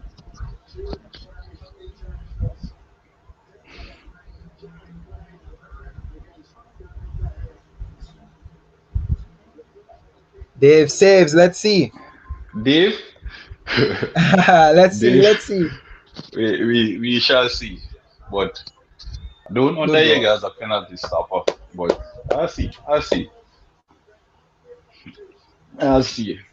He earns the big bucks. Let's see him work for it. It's a left footer. He's already beaten David Diego already tonight. So let's see. Ooh, and he scores. Bottom right hand corner. Scores. You know what I love about penalty shootout? The mind games the keeper tries to play as well. I love it. I love the mind games the keeper tries to play.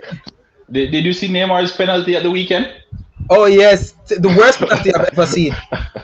The worst penalty I've ever seen.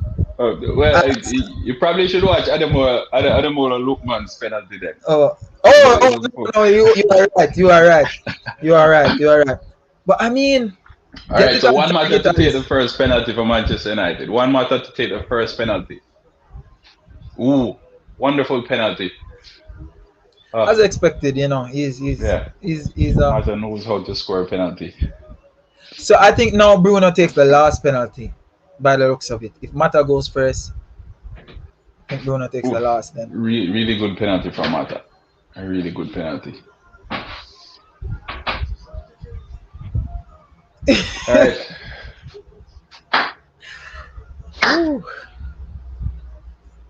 Interesting. So it's 1-1 on penalties. Manchester United has scored their first penalty. So has Villarreal. Villarreal's second kicker steps up and he scores straight down the middle. David Diego he's lost. Went the wrong way. That's it. I'm not confident in David Diego as a penalty stopper. They have a better chance of the kicker missing. The kicker doesn't miss, Villarreal wins. So if they're relying on David Diego to stop it, that's where the problem is. The 27, Alex Telles. So that's what he came on for. So these players, literally, their first kick off the ball will be a penalty. Yep. But I mean, when you're brought on to do a task, that means you do it well. So. Yep. Really good penalty again, sending the goalkeeper the wrong way. Notice that majority of it has either taken the center or the keeper's right. Yeah. Brilliant penalties so far. Yeah. Again, lapse in concentration will decide the game. And it will either be it will be from the kicker. You need the nerves of steel. I don't see David Diego saving any of the penalties if they are struck properly. It has to be one of the kickers kicking the ball over the top of the goal. Exactly what I'm saying. And Paco Alcacer tucks that one into the bottom right hand corner. beneath Daiga again. Daiga should be stopping that one because he got across. He got He a got across. slide. Yes, exactly. He should be stopping that one. Does Bruno hop? Yeah, We will see. poor from Daiga, in my opinion. There, he should be stopping that one. Bruno Fernandes hop, skip, and jump. So, third penalty for Manchester United will be taken by Bruno Fernandes. Man, goalkeeper, stay on one side. Imagine Bruno Fernandes missing, eh? It would have been something. Got a greater touch to it. Ooh, I that's a good wanted that. penalty, though. It's a good one. It's similar to the Paco penalty. Exactly. Ooh. Goalkeeper got a hand on it, you know. Ooh. You got. Ooh. Probably Marcus Rashford. Rashford to take the last one or Cavani. Look on your side there, Bruno Fernandes. Look on your side. Because the goalkeeper got a hand on it. All right, Liverpool man coming up now. Let's see. Whoa. That's a brilliant penalty. Brilliant penalty.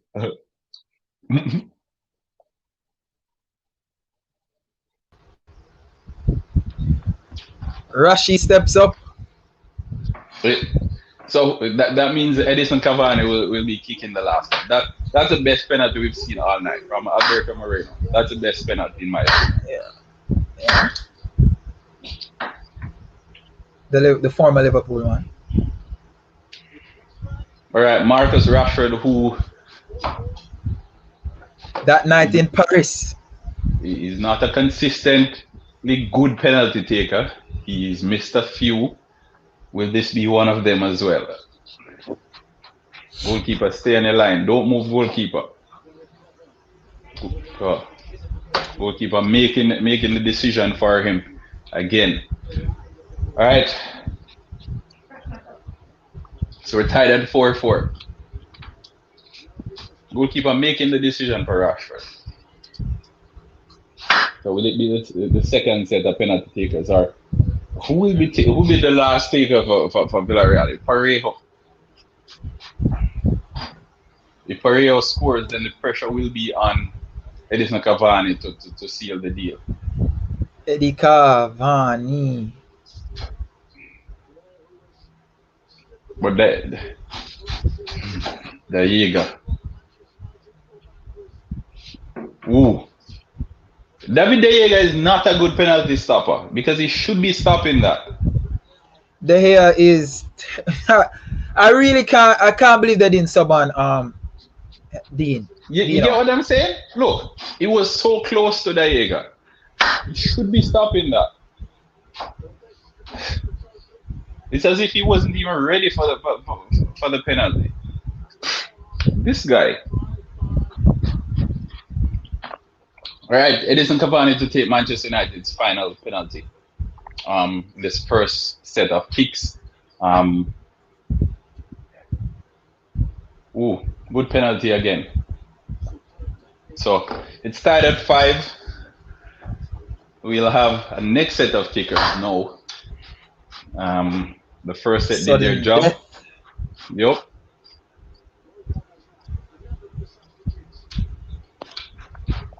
So we'll continue kicking until someone misses.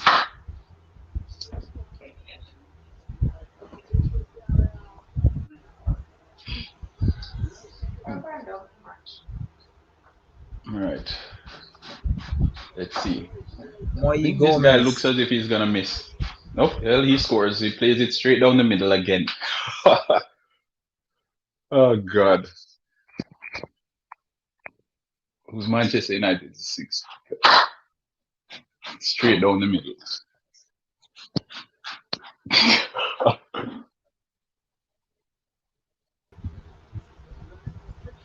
Fred.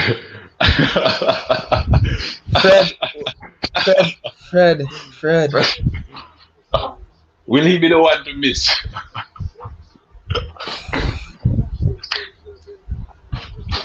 Alright. Pressure of the world is on Fred's back. Over the top. Ooh. Good penalty, Fred. Good penalty.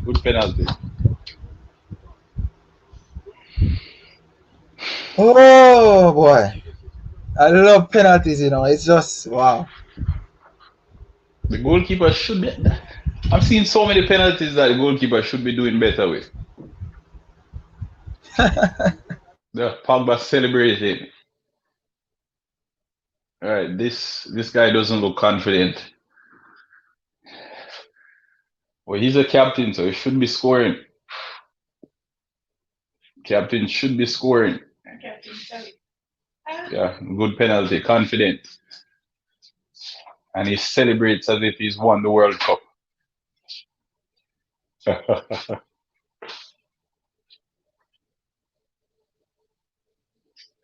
All right, who's next? Brilliant.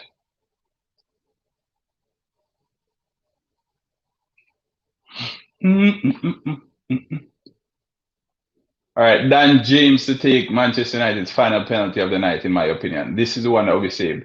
Ooh, nope. Nope, he scores as well. All right, we're going to be here a while. We're going to be here a while.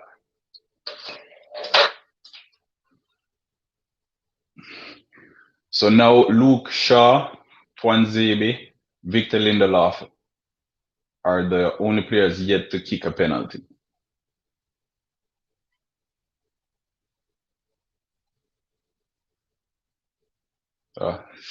Former Arsenal man, Coquelin.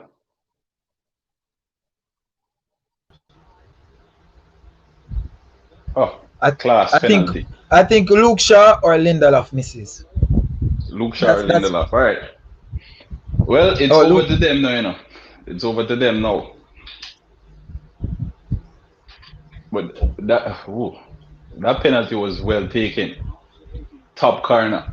The confidence to try that in a final. Yeah, confidence in their ability.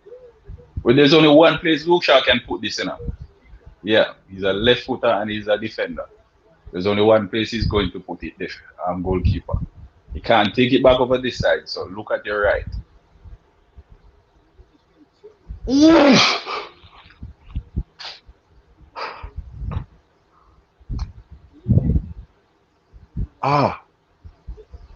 Surely Lindelof can't score.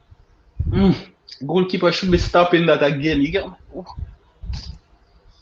Was it raining? Was it raining? Maybe there's a little bit of slip on. Maybe there's a little bit of slip on the ball.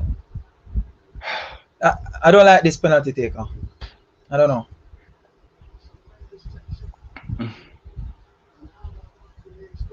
It's it. As I said, the taker needs to miss, but David De Gea isn't saving any of them. The taker has to miss one. Whoa. Whoa.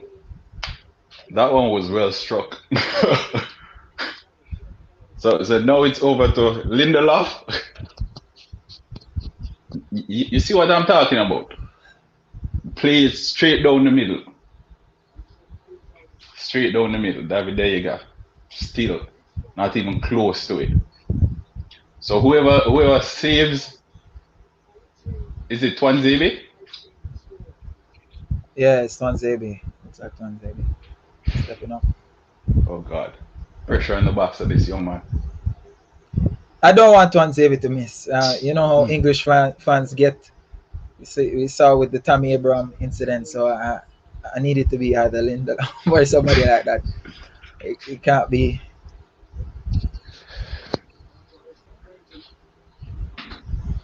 He just passed it in the back of the net. So Lindelof, and then it starts over. The goalkeepers. The goalkeepers. Oh, David De Gea playing mind games here. Spend a little bit of time to get some water and to dry his face and tie his shoelaces. To phone home. So who misses? Huh? Or who misses? De Gea or I still have Lindelof to miss, but who misses? De Gea or Rulli?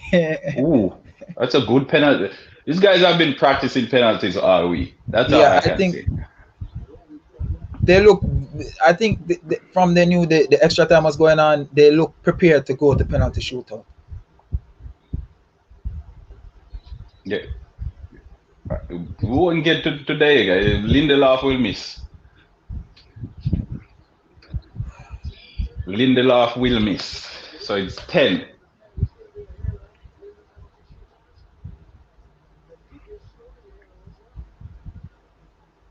Lindelof to miss.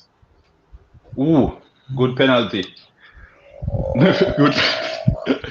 So now it's over to Rui. He has a palm on it, you know.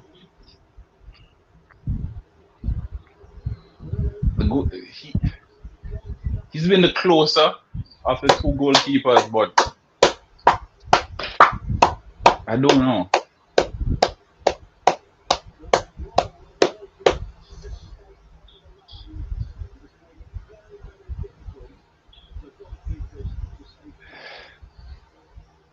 Whoa. Whoa. That was struck. Really well hit. The hair to miss. Yeah, that was toe poke. Ah!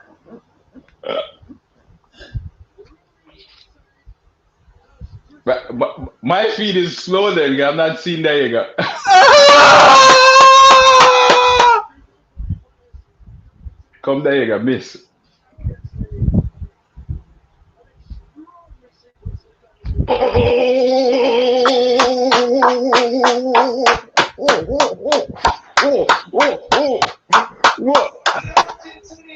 Has made the save from his opposite number. Well done, Villareal.